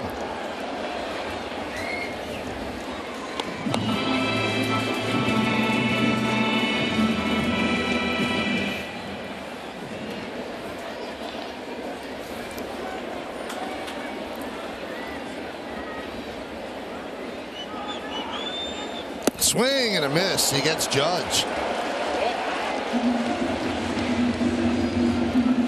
Aaron Judge had a couple pitches that hit in that count, but you look at it, everything's off speed, breaking balls. That's a little hanger right there, but still not really going to challenge him over the middle of the plate. Just swings through it.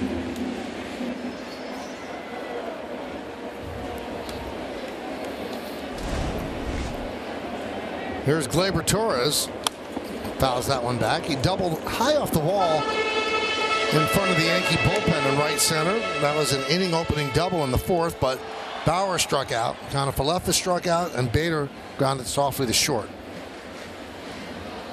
Yankees have just 2 hits, the Higashioka home run and that double by Torres.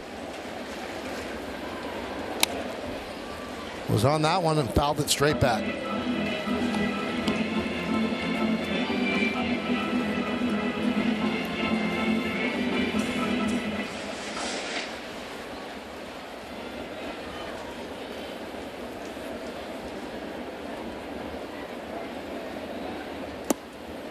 Just missed off the outside corner, 1-2.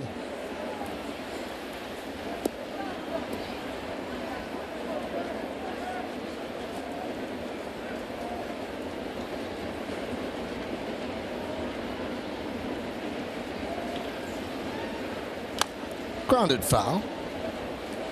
Remember the stat I gave you? If the Red Sox are leading after 6, they have a major league best 51-3 record.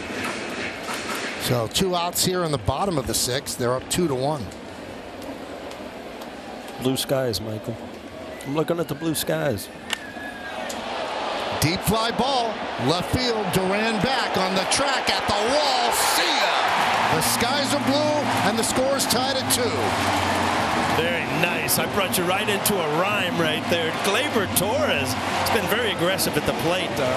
Just missed a home run the time before to right center. Game tying home run right here.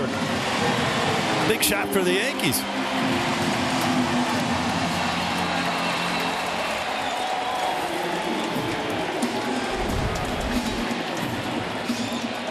This is kind of what Pivetta has done all day, breaking balls away, all of a sudden try to sneak a fastball in. Gleyber pulls his hands in, and you see that's the high pitch. Barrel not under the ball, kind of a level swing. Drove it out of here to left center.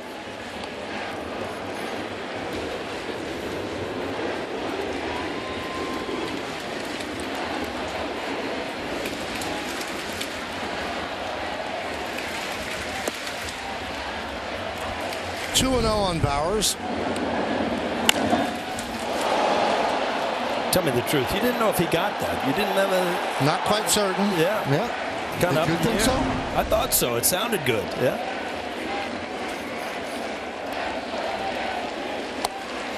2-1. Wow, like Spider-Man.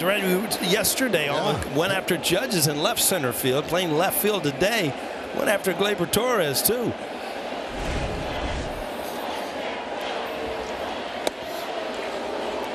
Boy, Bauer's really struggling. He's 0 for 2 with 2 strikeouts today, 0 for his last 20. And they're exploiting that hole up in the zone. Breaking balls and fastballs. It's just, with his slight uppercut, it's just almost impossible for him to drive that ball up in the strike zone. Just missed, 3-2. And then you can waste a pitch down and in and go back to where you want.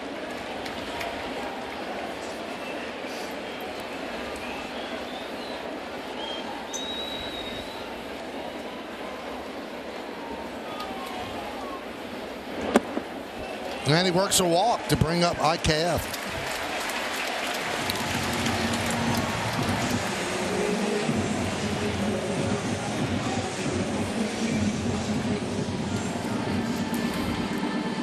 And a quick trip to the mound as Schreiber heats up. This copyrighted telecast presented by authority of the New York Yankees. It may not be reproduced or retransmitted in any form, and the accounts and descriptions of this game may not be disseminated without the express written consent of the New York Yankees.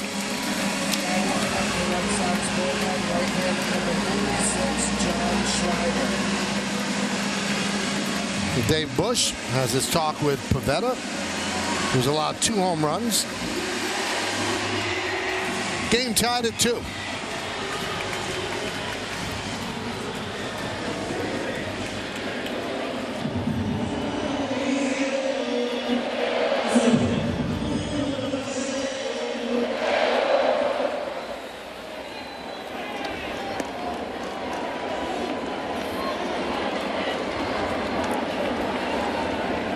Kanafalefa, fly ball to center, and a strikeout. Runner goes. The throw to second is into center field. Bowers will stay put. Now, the Yankees go on McGuire. He had allowed only 5 stolen bases over the last 207 innings. Yeah, I think it's a good chance. I mean, you got to try to make something happen. If you can kind of cheat steal with 2 outs, you know, kind of first movement on a pitcher, go ahead and try to take advantage of it. So McGuire getting up off that knee as the pitch is coming to make a good throw. Well, it's odd the way IKF is chasing today. He's usually more disciplined than that. Struck out on a pitch about 1.5 feet out of the zone with a runner on second in the 4th inning.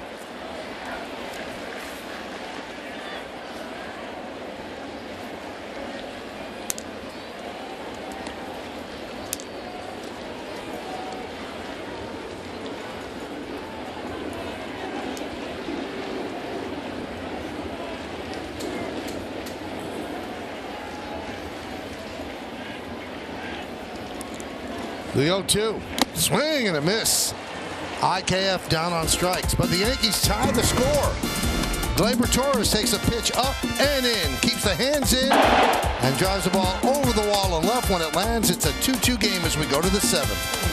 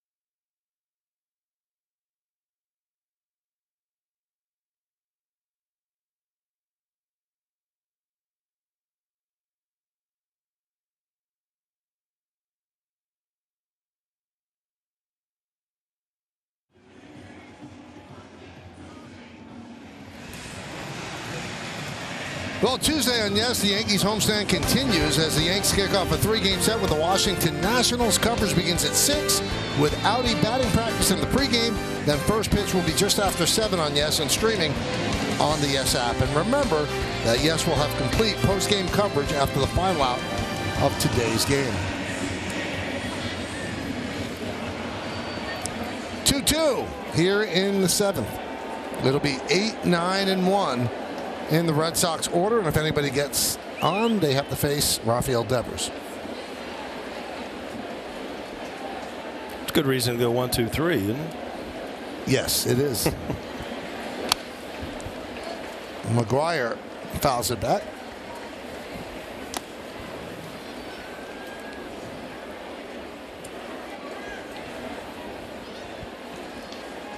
Devers has hit a single, a double, and a home run in this game. There have been only 4 cycles this year. Luis Arraez, Ellie De La Cruz, Cedric Mullins, and JT Realmuto.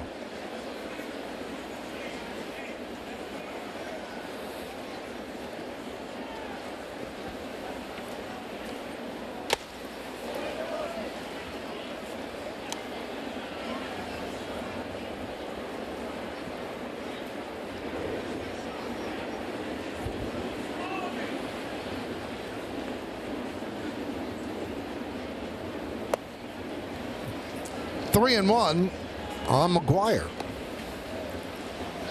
Red Sox 5 hits, the Yankees 3 hits. Yankee 2 runs, solo home runs, Higashioka and Gleyber Torres.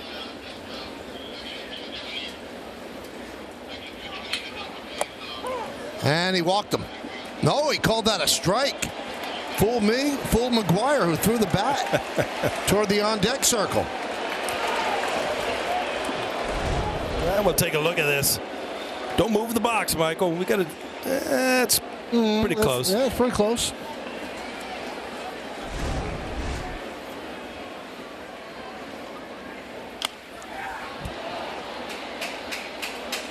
Is it hard to stay in the at-bat when you think you just walked?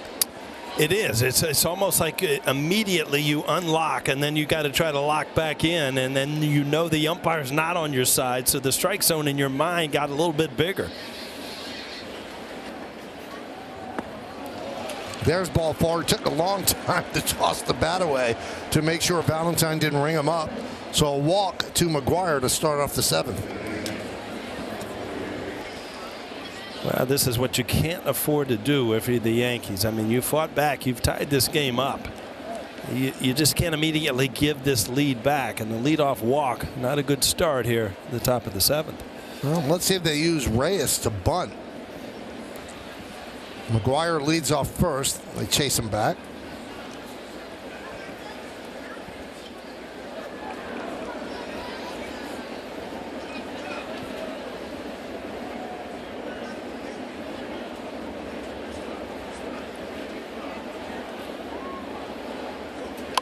It's a bunt, and it's a beauty. Good play by Higashioka. Make the out at first, so the sacrifice successful. 2-3 as McGuire moves to scoring position. Well, you said it, Michael. I mean, it kind of pushed it. It got it out far enough where the only play was going to be at first base. And if Higgy doesn't come up with this cleanly and make a good throw, you're going to have some issues throwing him out at first base, too. You got a pinch runner going into second base. And Wong. Connor Wong. And he'll take over behind the plate.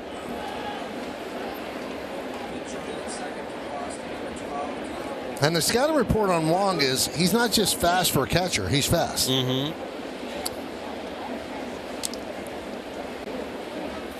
Well, obviously, Cora's still calling the game from inside the tunnel or their locker room. And, you know, this just puts pressure on the Yankees. I mean, you're down 2-0 in this series.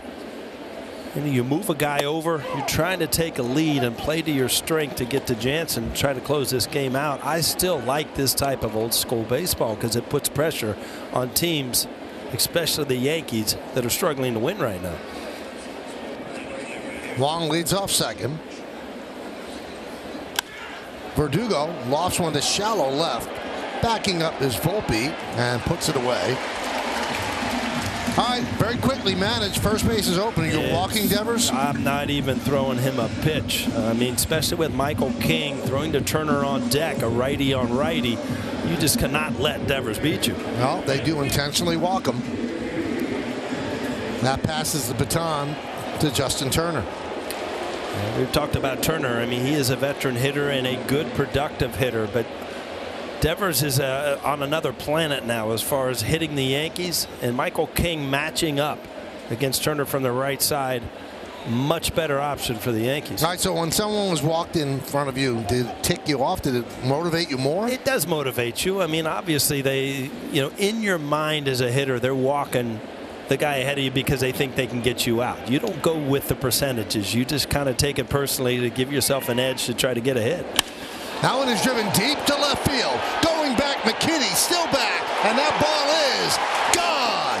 A 3-run home run off the bat of Turner. He answers the strategy with a big blow, and it's 5-2 Boston.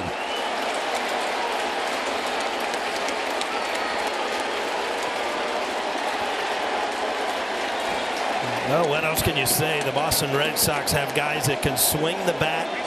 They know how to play the game of baseball right now. Devers walks.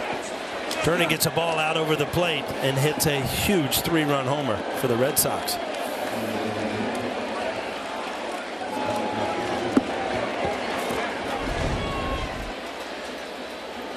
A slider with not a lot of break on it.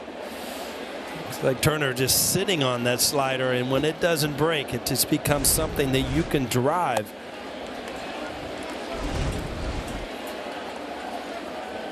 That high leg kick, just barreled up, extension.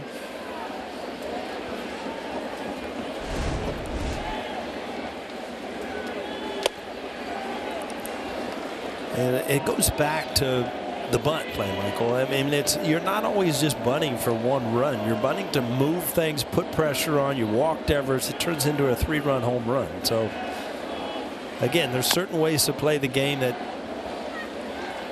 the analytics say are right, and there's certain ways to play the game to just put pressure on other teams that are having struggles.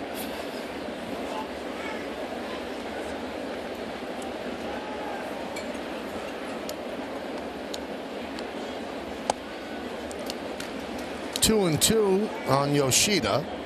Yoshida 0 for 3.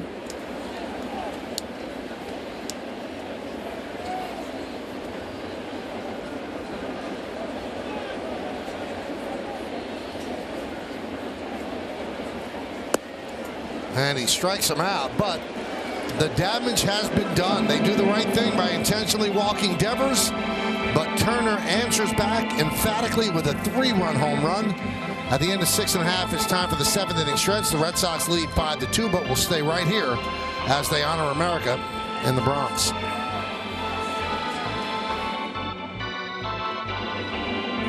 Ladies and gentlemen, will you rise and remove your caps?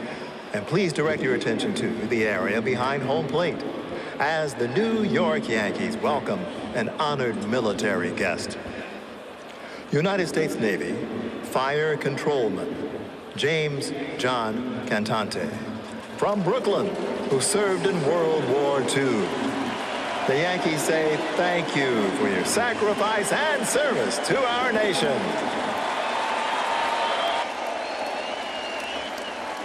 And now, ladies and gentlemen, Robert Merrill's rendition of God Bless America.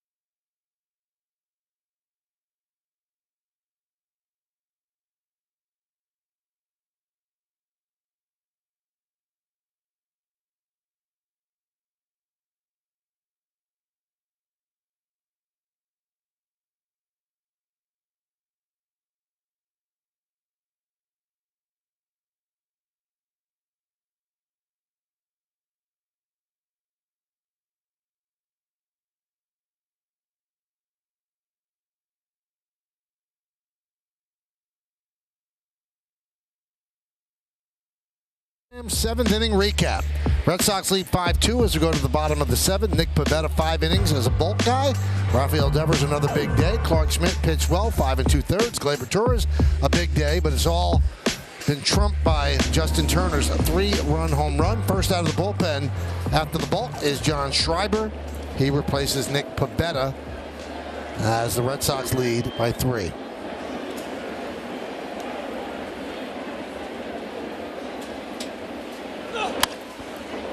Slowed down by Schreiber. Throw to first, and Bader will reach.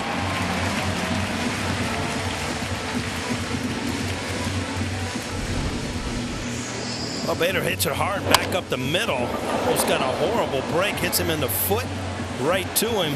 But his speed allows him to get to first base for a single.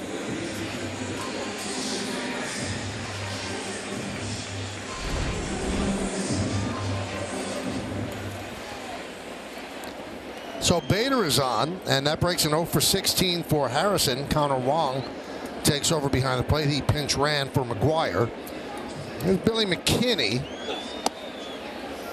And Schreiber deals outside 1-0. Well, we'll see how the Yankees respond after the Turner home run. Trying to avoid their 8th straight loss.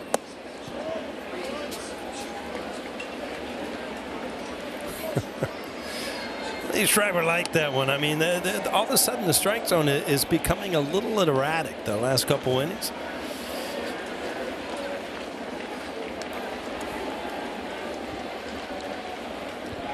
Schreiber pitched a scoreless 7th inning yesterday. His 7th straight scoreless inning. And now 3-0 on Billy McKinney.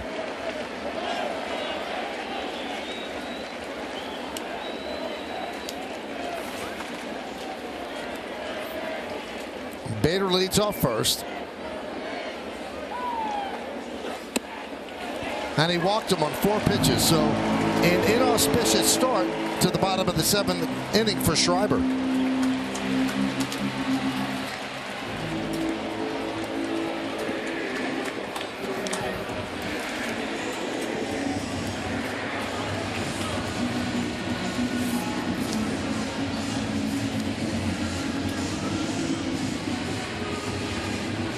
Bench coach for the Red Sox is Ramon Vasquez.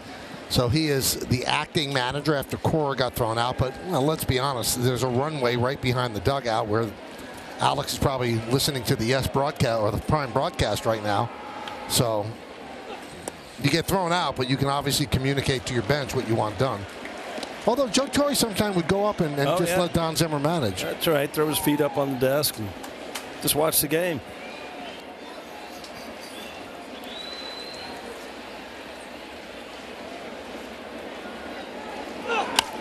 Driven out to right field and deep. Verdugo back, turning, looking, see ya! A game-tying 3-run home run for Anthony Volpe. It's 5-5.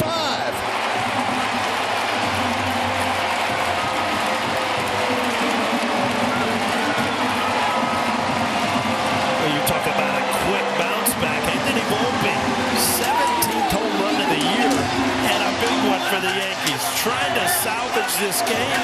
3-run homer to tie it up here in the bottom of the 7th.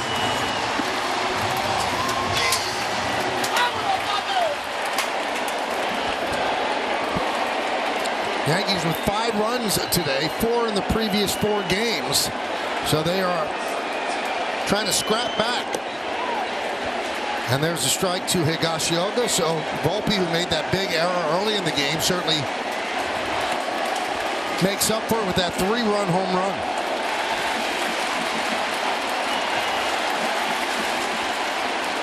And that enlivens the crowd. 0-2.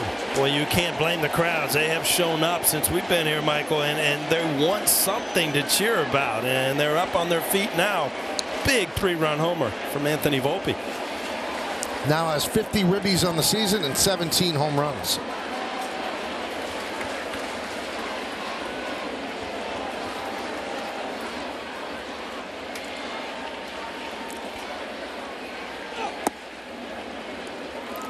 1-2.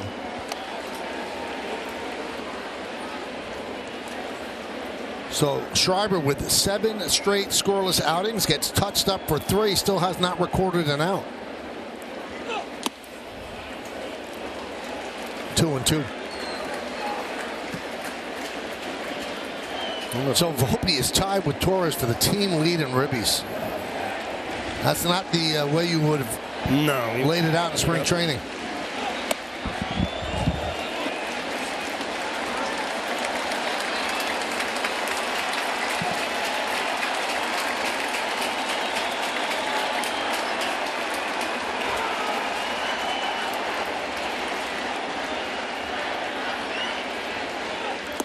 And he walked him, so a rough outing so far for Schreiber. This is not an easy at bat. Schreiber down low, but that ball kind of rises right up into the wheelhouse from Anthony Volpe. A huge 3-run homer. Oh, back in his stance, and he just drives it. Earlier it was right center. This is dead right field where he can reach the seats.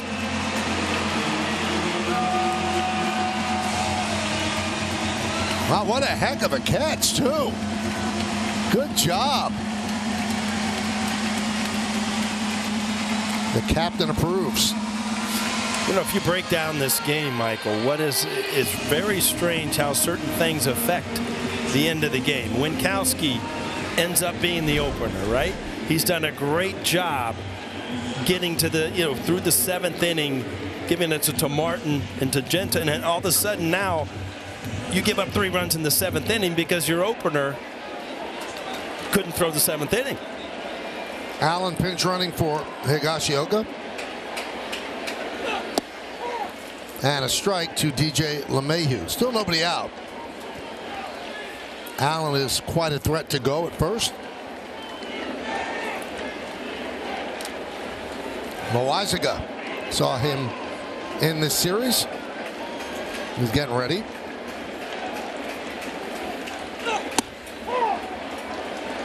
Oh, 2.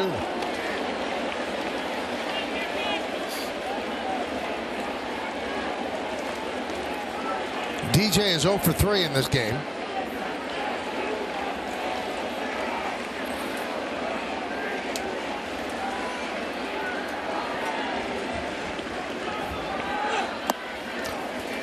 One and 2.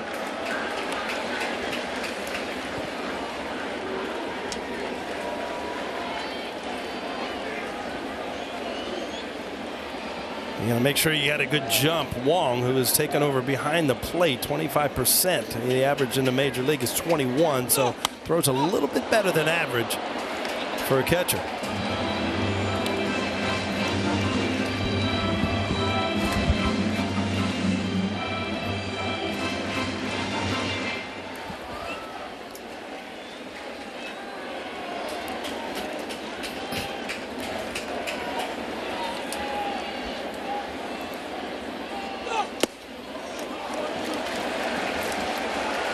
Two and 2.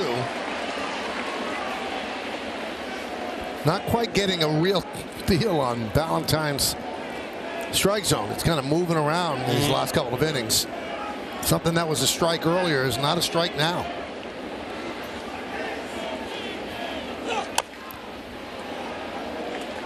And that's got to make hitters nervous, Paul.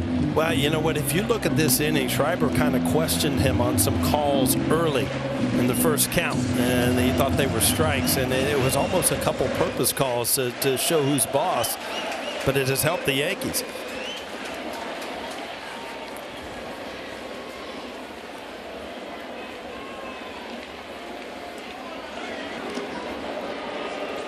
You mentioned Volpe with 50 ribbies is tied with Torres with 50 ribbies, and Torres got his 50th today as well. The Yankees were the last team in baseball to get a 50 RBI guy.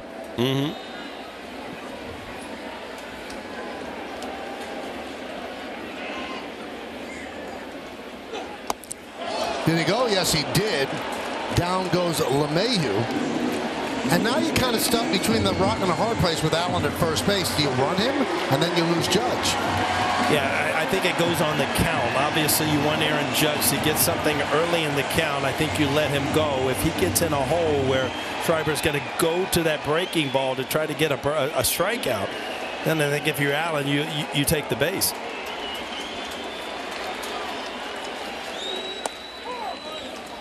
There's a strike, 0-1.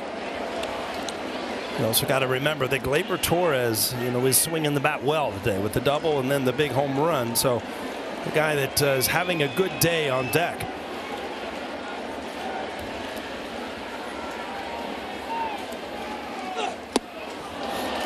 And 2, couple of breaking balls to get ahead on Judge. Yeah, again, from this arm angle, this is a tough at bat for righties. That's why Anthony Volpe's home run was so impressive. He did miss up, but still, tough guy to lock into from the right side.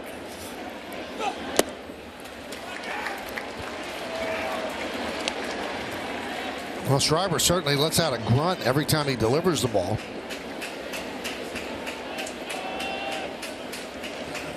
Torres on deck.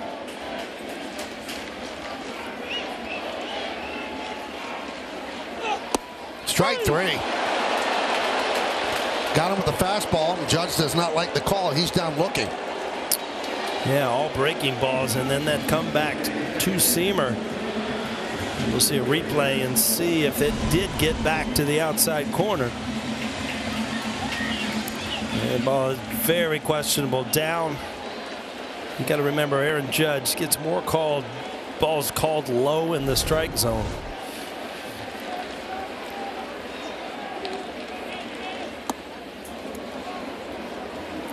One and 0. So Gleyber, 33 games since the All-Star break, hitting .310, 6 homers, 14 ribbies, an OPS of .869. And today he's 2 for 3, that double and a home run. The double just missed being a home run as well. 2-0.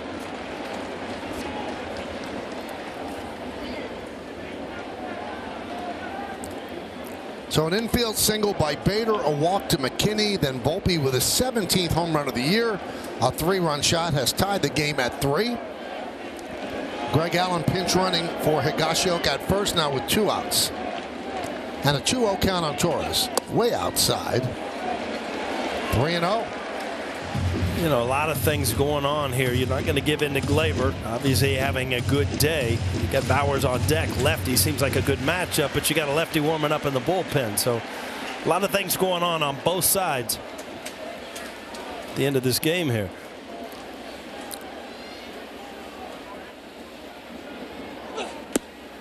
And he walked him on 4 pitches. That's the 3rd walk of the inning by Schreiber.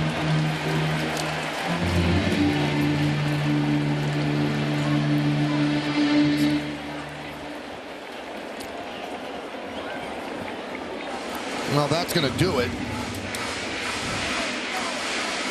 You got some Vasquez comes out. Some options here against a lefty, Michael. We'll see if Stanton possibly grabs a bat. You got that one right-hander, Stanton on the bench, and you have one switch hitter left there, Oswaldo Cabrera. So the Red Sox go to the bullpen. A rough 7th inning for Schreiber. Bowers is due up. It's a 5-5 game. Runners on first and second. Stay tuned.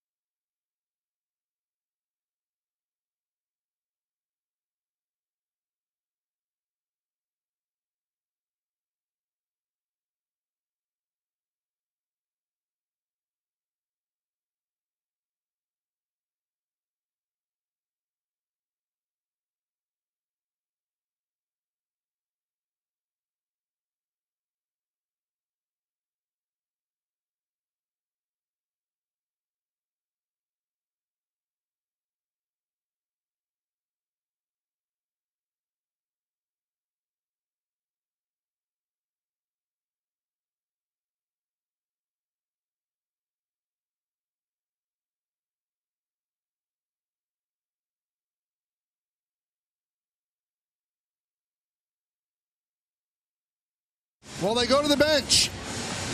The one righty they have on the bench, another switch hitter. Giancarlo Stanton will pinch hit for the struggling Jake Bauers.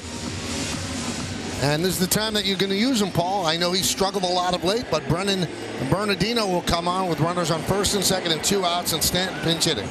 Yeah, Bauer's struggling, and you look at Bernardino's splits against lefties. Lefties hit 175, righties hit 287. So, you know, it's a pretty obvious move when you have Big G on the bench. Stanton 2 for his last 21, last 7 games. 1-0.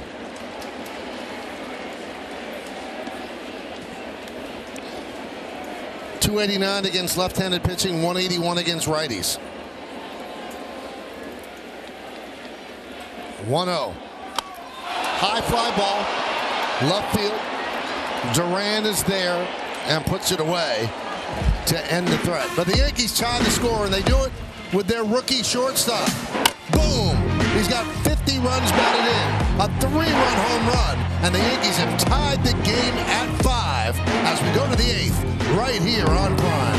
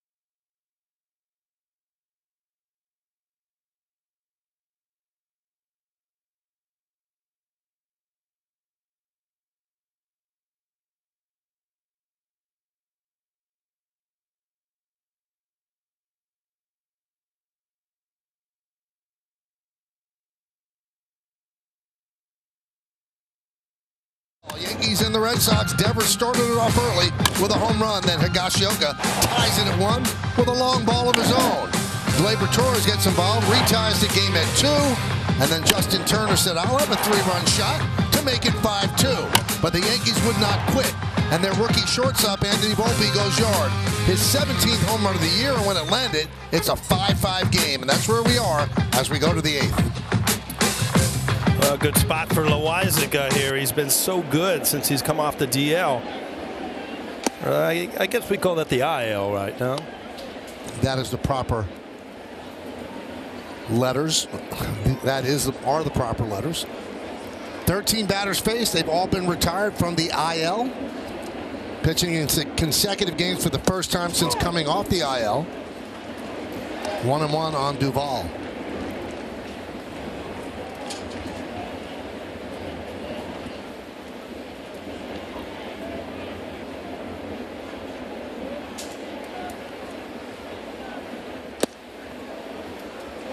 Two and 1 on Duvall. Duvall's 0 for 3.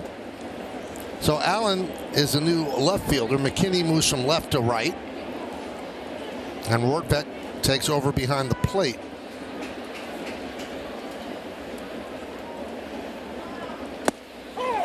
Good pitch on the outside corner, 2-2.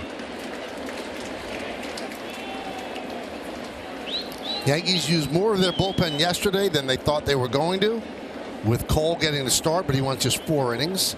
So they had to cover the other 5, and they did it with their high leverage relievers. You got to figure Loizaga in here. Peralta and Holmes have not thrown in a while, so you got to figure that Peralta could have the 8th, Holmes possibly the 9th. Fly ball. Left center right there is Bader. One down here in the 8th inning. Chris Martin getting ready for the Red Sox. Pitched the bottom of the 8th inning.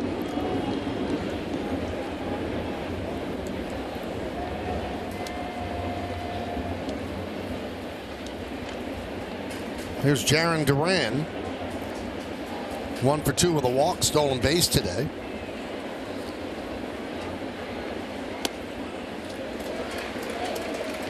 Oh and 1.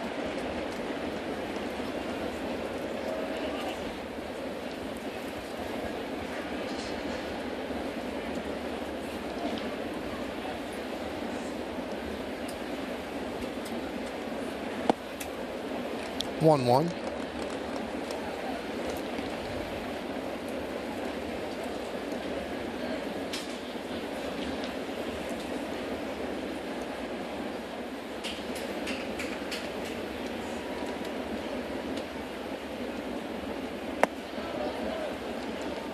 Two on one.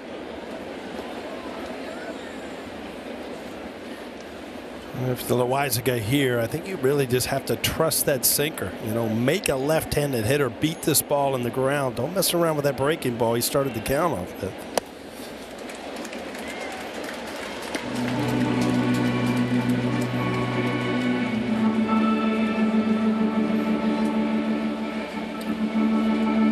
As the year has progressed, Michael, this is what it's become. Every time a hitter gets to 2 strike, they're starting to use that timeout.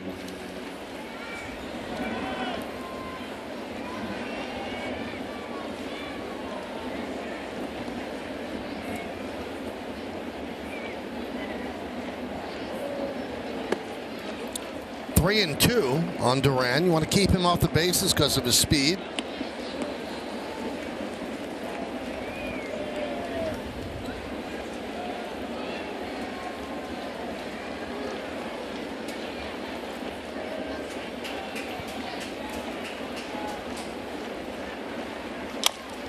Tap slowly toward third.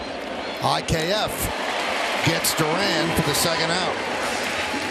That's what I'm saying about Loizaga. I mean, trust that sinker. That's what you do with a 9,900-mile-an-hour sinker as a lefty.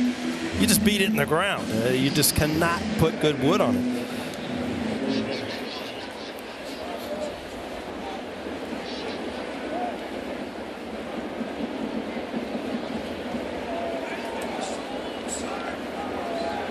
Here's Trevor Story against Loizaga. Story has struck out 3 times today. He's riding an 0 for 19.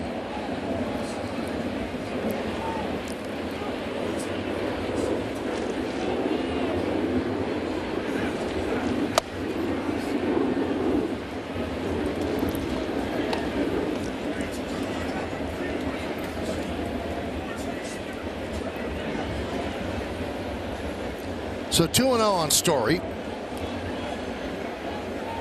And Loizaga deals. Ripped hard and a base hit to left field. Cutting over is Allen. He'll get the ball in, and Story breaks an 0 for 19 with that 2-out single. Well, 2-0, you're not going to walk him, so that's the sinker that's kind of middle of the plate. Story kind of cheating to get to it. Hammers it to left field. Allen cuts it off quick to keep him at first base.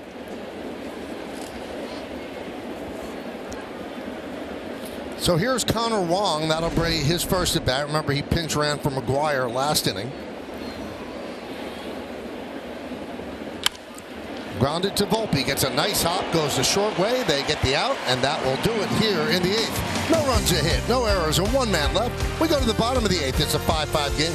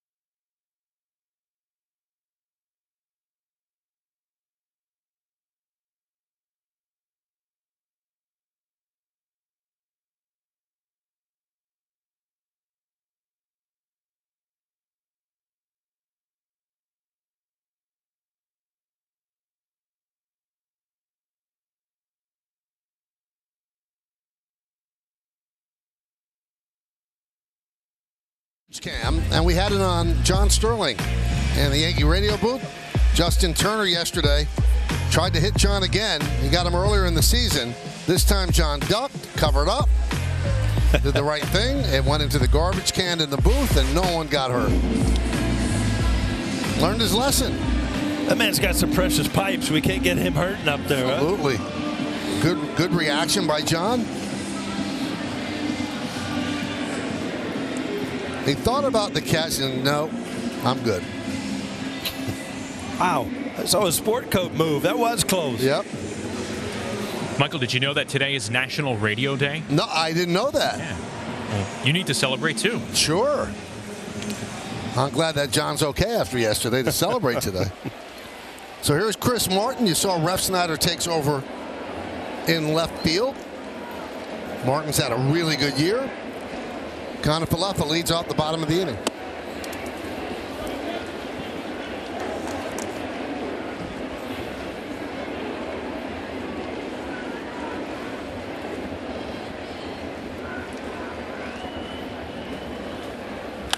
Line drive, it's a base hit to right field. IKF with a leadoff single here in the 8th.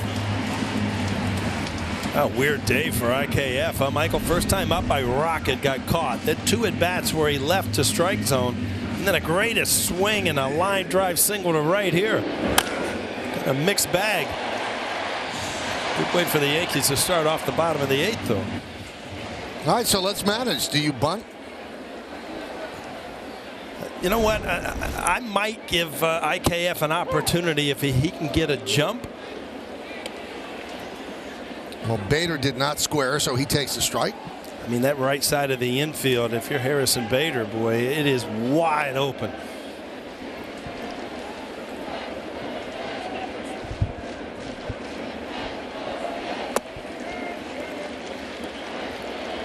A lot of times these big, tall relievers, Michael, don't get rid of the baseball real quick. So if you're a base runner, you get an opportunity to run on the pitcher and not give Wong, who's a good throwing catcher, an opportunity. Fly ball center field, backing up Duvall and make the catch. One away. Well, Good Omens returns as Angel Aziraphale and Demon Crowley race against heaven and hell to solve a divine mystery. Starring Michael Sheen, David Tennant, and John Hamm. Watch Good Omens Season 2 right now on Prime Video.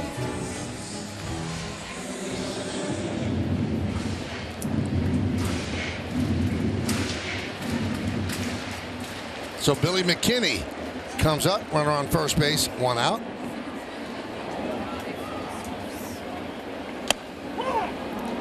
And there's a strike.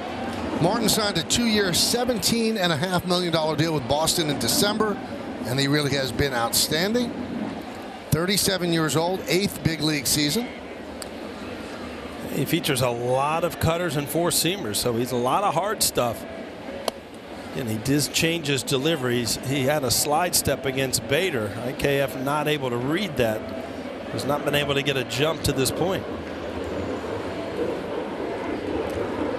Martin started last season with the Cubs at a 4.31 ERA, traded in July to the Dodgers, finished with a 1.46 ERA and a 37% strikeout rate, and he parlayed that into a multi-year contract.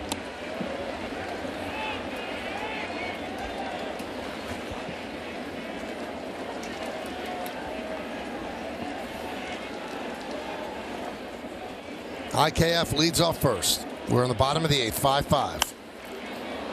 Fouled away, 2-2.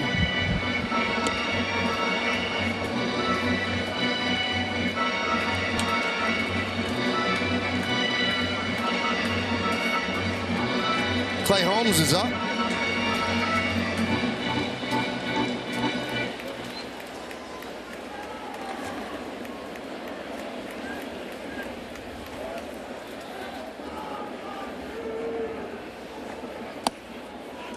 Three and 2 on McKinney.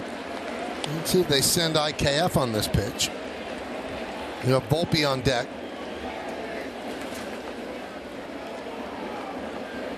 I always like motion. You know, defensively, when guys are in motion, it kind of distracts you, can make you make mistakes. Motion meaning that IKF could run, but did not. Fly ball right field. Verdugo makes the play. 2 outs.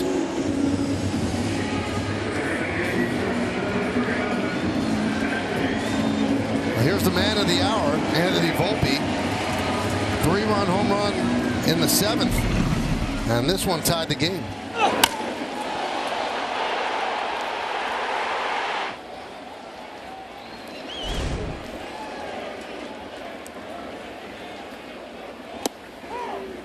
Strike. Volpe with 17 home runs and 50 runs batted in.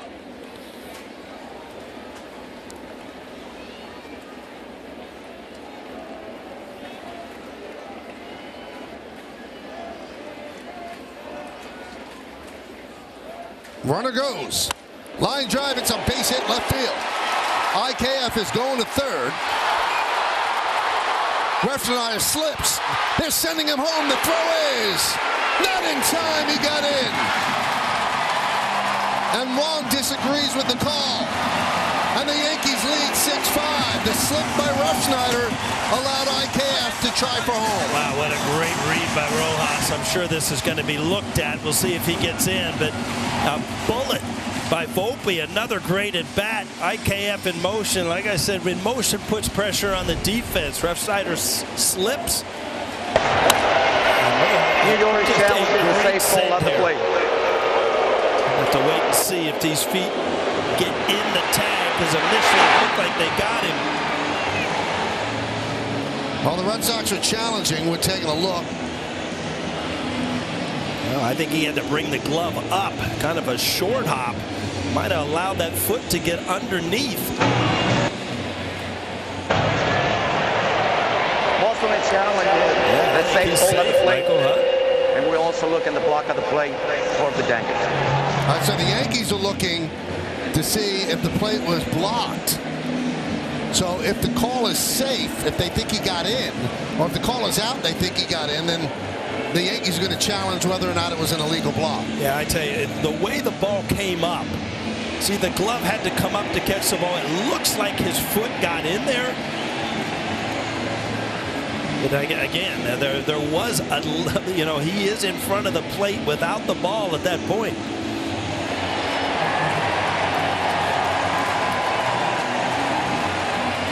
It's hard to tell with the dust if, in fact, he tagged him before the foot hit the plate. It looked like he might have, but it does look like he was blocking the plate without the ball, which would also violate a rule. I can't tell how, you're right. The dirt got over home plate. But home plate umpire Valentine right in spot. Now, from that angle, it looks like he got in there. Yeah. And it's all about the little short hop that Wong had to kind of come up. The glove had to leave the ground. He's there, and then the glove had to come up, and then it looked like from the other angle that IKF's foot got in there.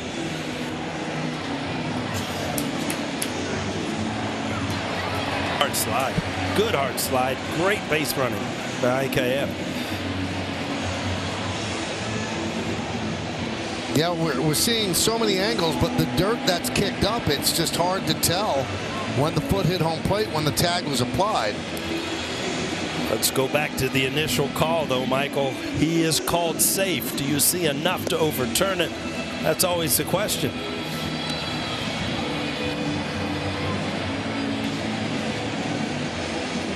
See, that one you can't tell because of the dust. The side one that we looked at before looks like his foot did bounce down on the plate before the tag. As for the blocking of the plate, that's such a tough call because he does have the ball when the runner arrives. So he's allowed to block the plate if he has the ball. He's not allowed to block the plate if he doesn't have the ball. Some reviews are just reviews. Some reviews can dictate the outcome of the game. I think we got one right here, huh? Sure do.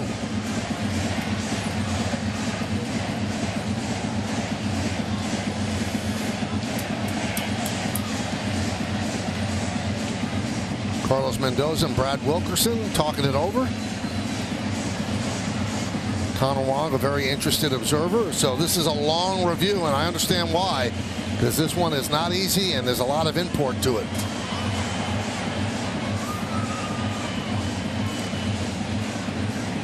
The crew chief is Manny Gonzalez, so he listens in. And then Junior Valentine, the man who made the call at home plate, he listens in. I'm sorry, Paul, I can't tell. You know what? I don't think there's enough to overturn it. The call was safe, and you know what? To IKF did such a great job. You have such a tendency to kind of stutter step right before you slide. He did not miss a beat getting in there. Yeah, that's the one you really can't tell, but the other side view, the first one we saw. After review, the call on the plate is overturned. The runner is out. Wow. I didn't see it coming, Michael. Me neither. Wow. I am shocked.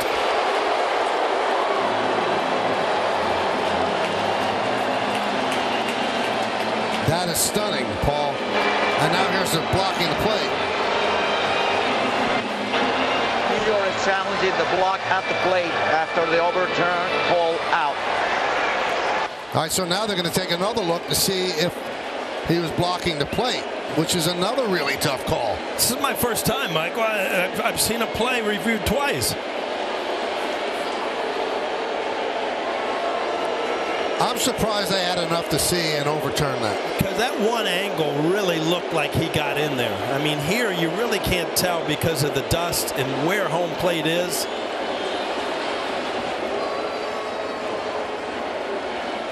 And also, there without the ball, the lane is open. Then when he has the ball, he's allowed to block. That angle right there looks like his foot got in there. After review, the call on the field is confirmed. It's out. It's now blocking on the plate. New York should lose their challenge. A stunning challenge and an overturn. So the Yankees go from up 6-5 to 5-5, and we go to the ninth inning. I'm exhausted, Michael. I'm calling him safe anyway. I'm going to give him the lead. Yeah, but you don't count. They do. It's 5-5 as we go to the ninth, right here on Prime.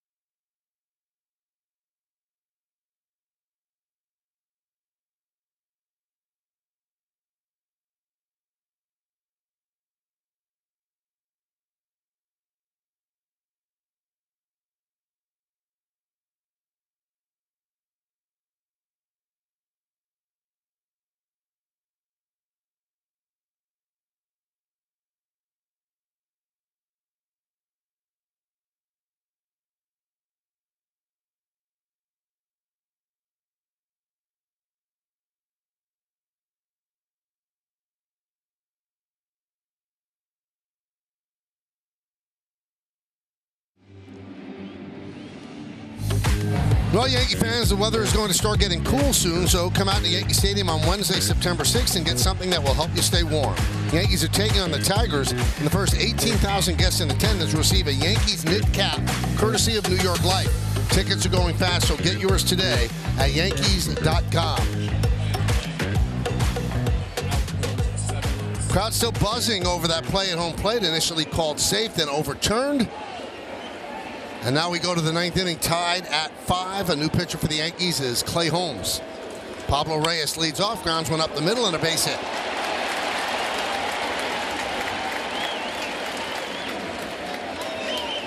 Reyes has had a really good series. I mean, bottom of the order, but he has had some big games, and then a leadoff single here. And Refsnyder, you see him just hit the deck here as that left foot slips, but to his credit, he got up, he hit Story right in the chest, and then Story had a perfect throw right at the base. So everything had to happen perfectly for the Red Sox and get an overturn. They were 3 for 3. 0-1 on Verdugo, who's 0 for 4. Reyes has speed. He leads off first. There he goes. No throw. A stolen base for Reyes. So quickly in scoring position. Yeah, just too good of a jump. No option.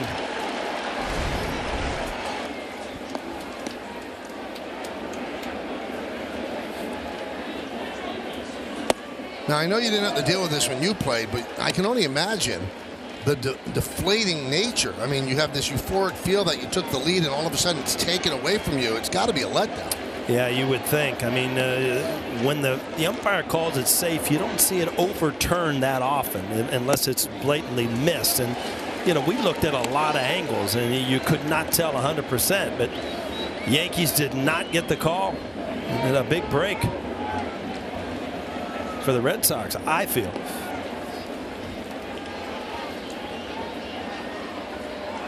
Now, Refsnyder was in left because Duran had to leave the game with a left toe contusion. And then the first ball hit to Refsnyder. He loses his footing, but as Paul said, gets up, fires right to Story, and Story made a strong throw on one hop to Wong. 3-2. And Verdugo walks.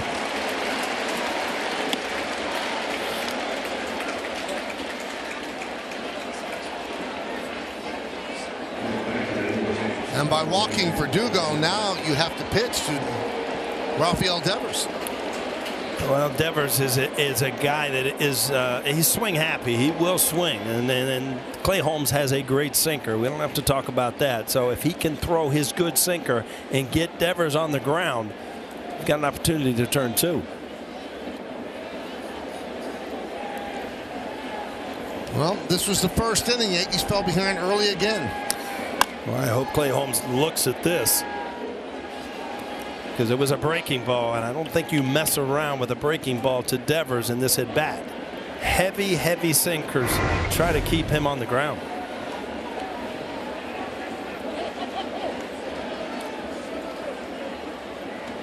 All right, so how do they pitch to Devers? A home run, a single, a double, an intentional walk. 3 runs scored.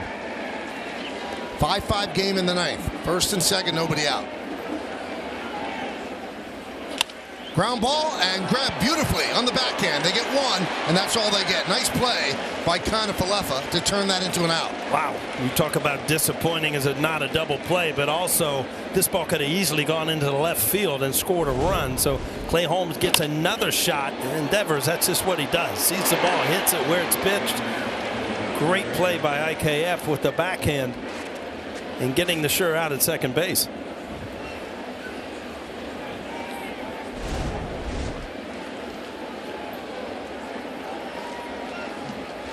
Reyes at third, Devers at first, Turner at the plate.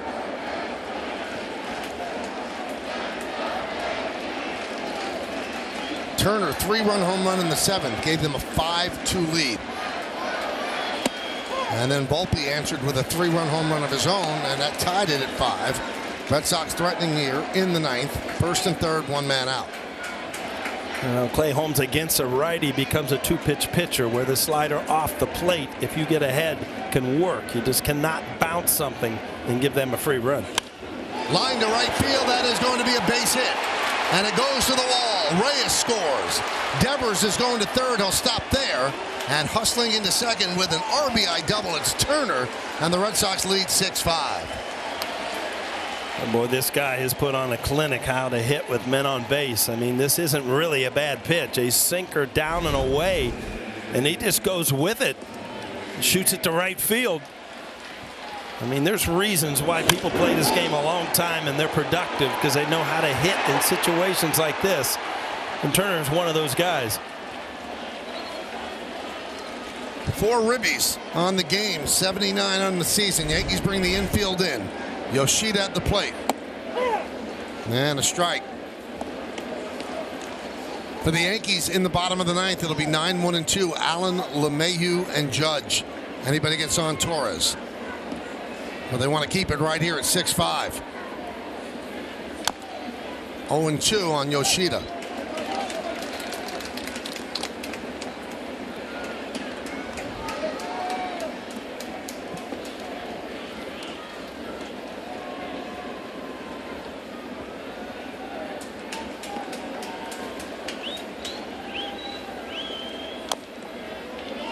Still 0-2. The Yankees trying to avoid their 8th straight loss. They have battled in this game, but they're down by 1 here in the 9th.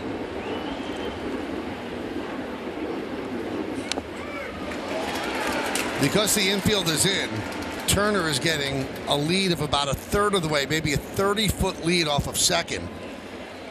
So it'll be very tough to throw him out on a single, although he's not fleet of foot.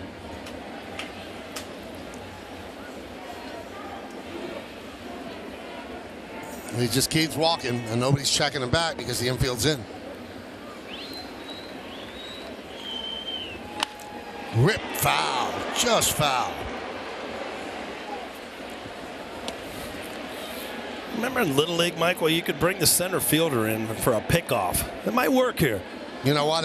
It might. There'd be a lot of yelling, though, from the Red Sox dugout. No doubt.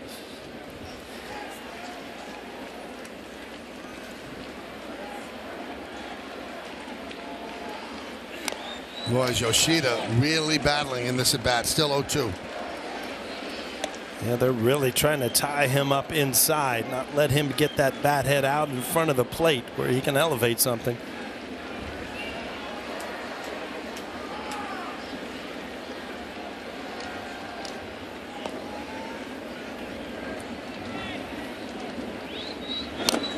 Another foul ball. It seems like Rutvet, every foul ball is going off his body. This is not a fun at bat for him either.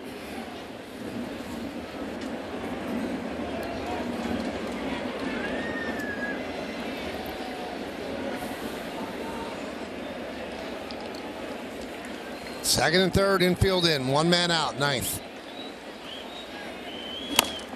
Chop to third. Runners hold. And Holmes wins that battle against Yoshida 2-away. Yeah, they've really kept Yoshida off the bases today. He's had a tough day at the plate, but the only problem is Devers and Turner in front of him have had huge games offensively.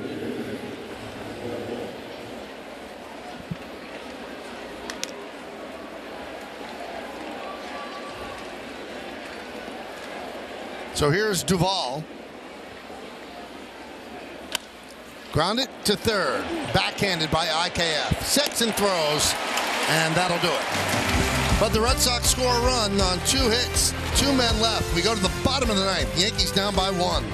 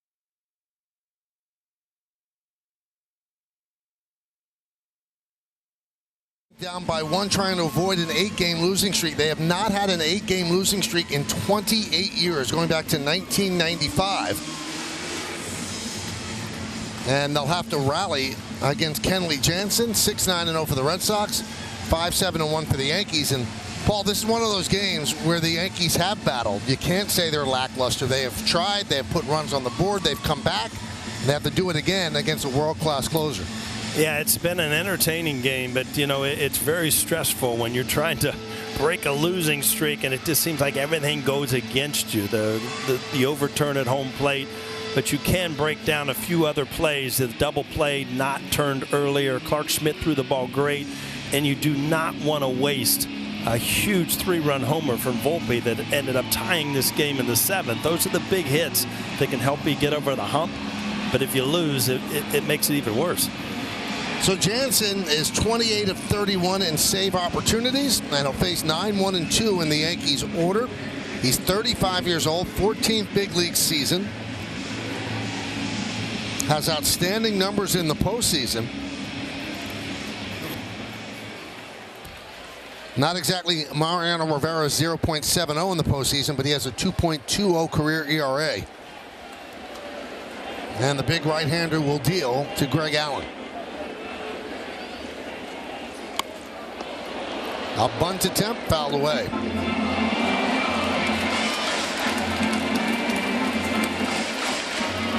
So Jansen, in 11 straight full seasons from 2012 through this year, has had at least 25 saves. The only pitchers that have done that: Mariano Rivera 16 years, Hoffman 14, Lee Smith 13, John Franco also has 11. Check swing, ground ball foul, 0-2.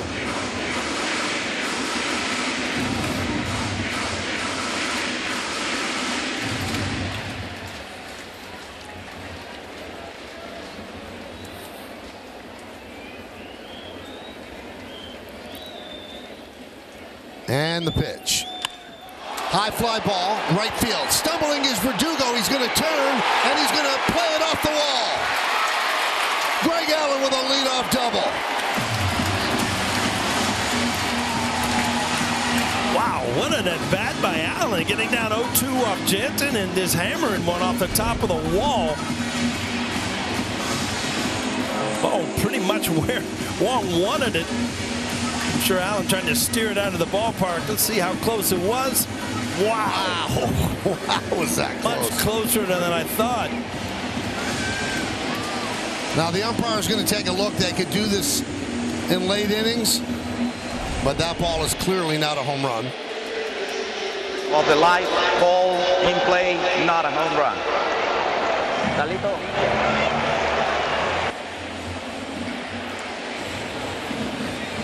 I don't think a fan interfered. Looked like it just went off the top of the WB Mason sign. Oh, he caught up to a high fastball and just hooked it off the top of the wall.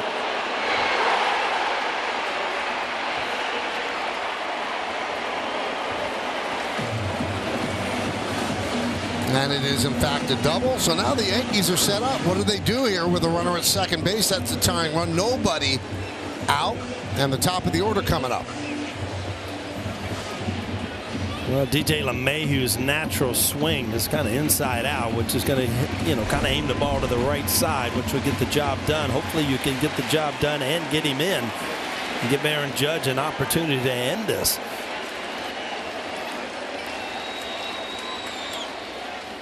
Inside, 1-0.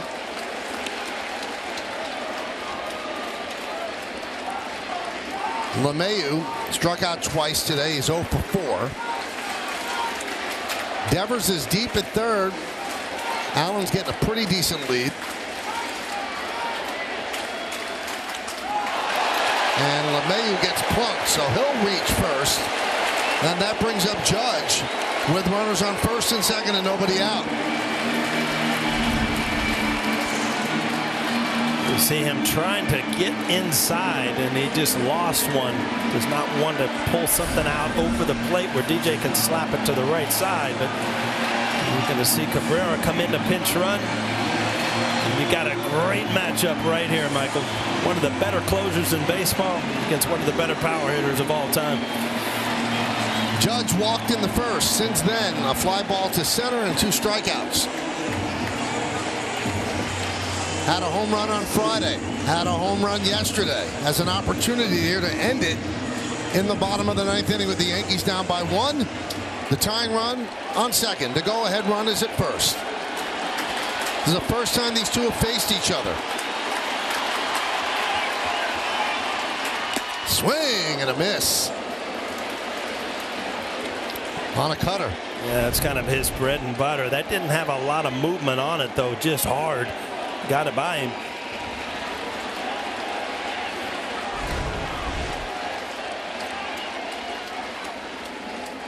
The 0-1. That time a slider, 0-2. Well, what does Jansen do with this pitch? Well, they've really tried to get him to swing off the plate away off speed. I don't know if you waste one up and in or if you just go for the strikeout with the off speed off the plate away.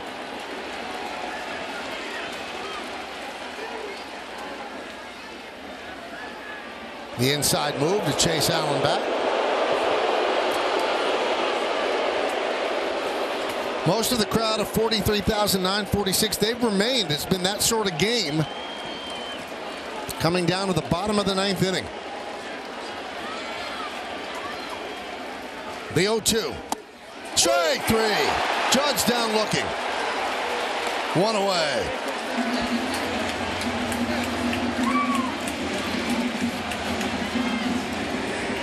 Judge has words with Valentine. If you look at the pitch by pitch, probably the best pitch he had is right there. The cutter didn't have much action. Good slider. And then just got the call on a ball down and in. Bottom of the strike zone. Right on the corner.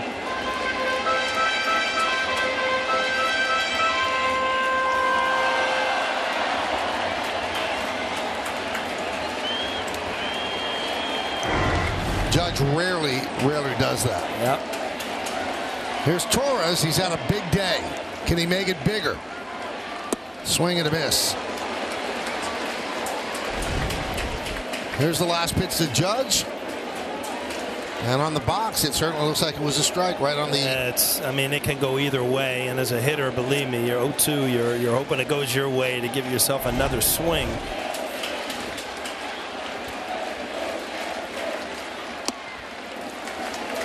One and one to Torres.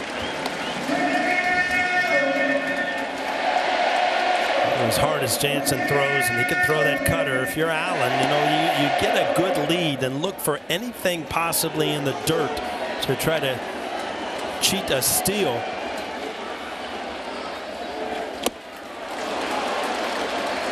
One and two. We showed you Torres is the king of the walk-off with 8 career walk-off hits. Jansen buckling down here with first and second. Nobody out now. First and second, 1 out.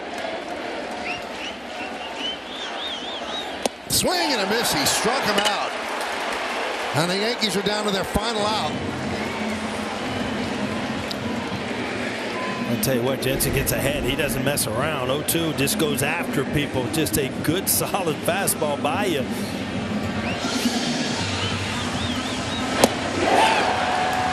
Well, it's going to come down to Jansen against Rortvedt. Rortvedt came in after Stanton had pinch hit for Bowers. They didn't want to keep Stanton in to play right field, so they made switches. And Rortvedt is batting in the cleanup spot, and the Yankee bench is empty. There's nobody to go to. So they're talking it over on the mound how they want to go up against the Yankee left-handed hitting catcher. But there's a lot of pressure on Rortvedt. No doubt about it. I mean, you just have to look at slapping the ball somewhere, hope it finds a hole. You want to hit early in the count. Don't give Jansen an opportunity to use all of his pitches to put you away. Look for something out over the plate. Put it in play. Hope for the best.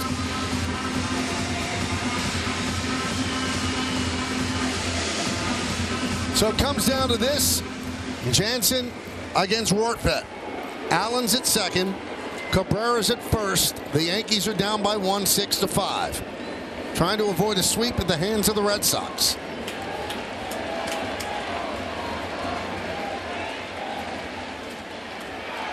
And the pitch. A strike. Allen missed a home run by about 5 inches off the top of the right field wall. It's a double. Then LeMahieu hit by a pitch, but Judge strikes out. Torres strikes out. And here's Rortvedt 0-1. Now 0-2. Yankees down to their final strike.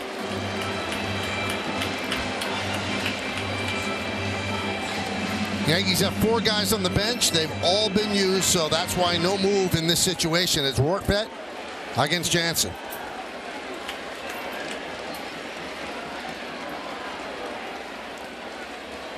And the 0-2. Upstairs, 1-2.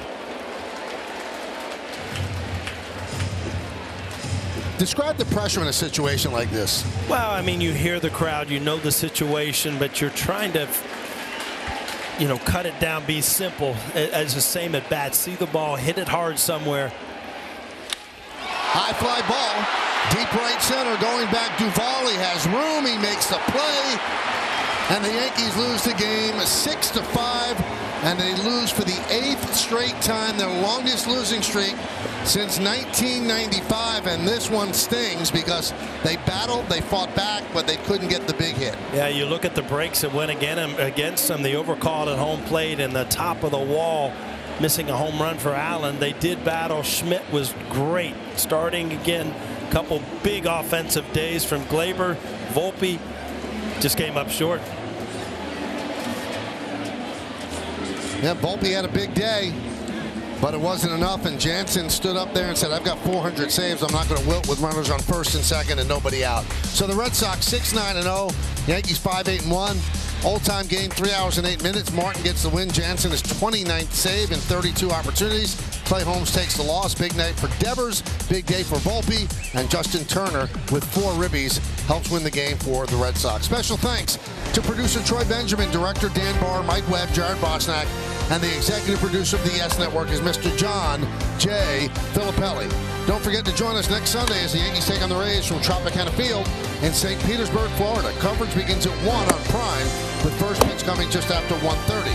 For more coverage of today's game, tune into the Yes Network for the W.B. Mason postgame show. Again, the final score from Yankee Stadium is the Boston Red Sox 6 and the New York Yankees 5. For Paul O'Neill and Justin Shackle, I'm Michael K. saying see ya from Yankee Stadium in the Bronx, New York. The Yankees have lost 8 games in a row. Have a good day, everybody. So long.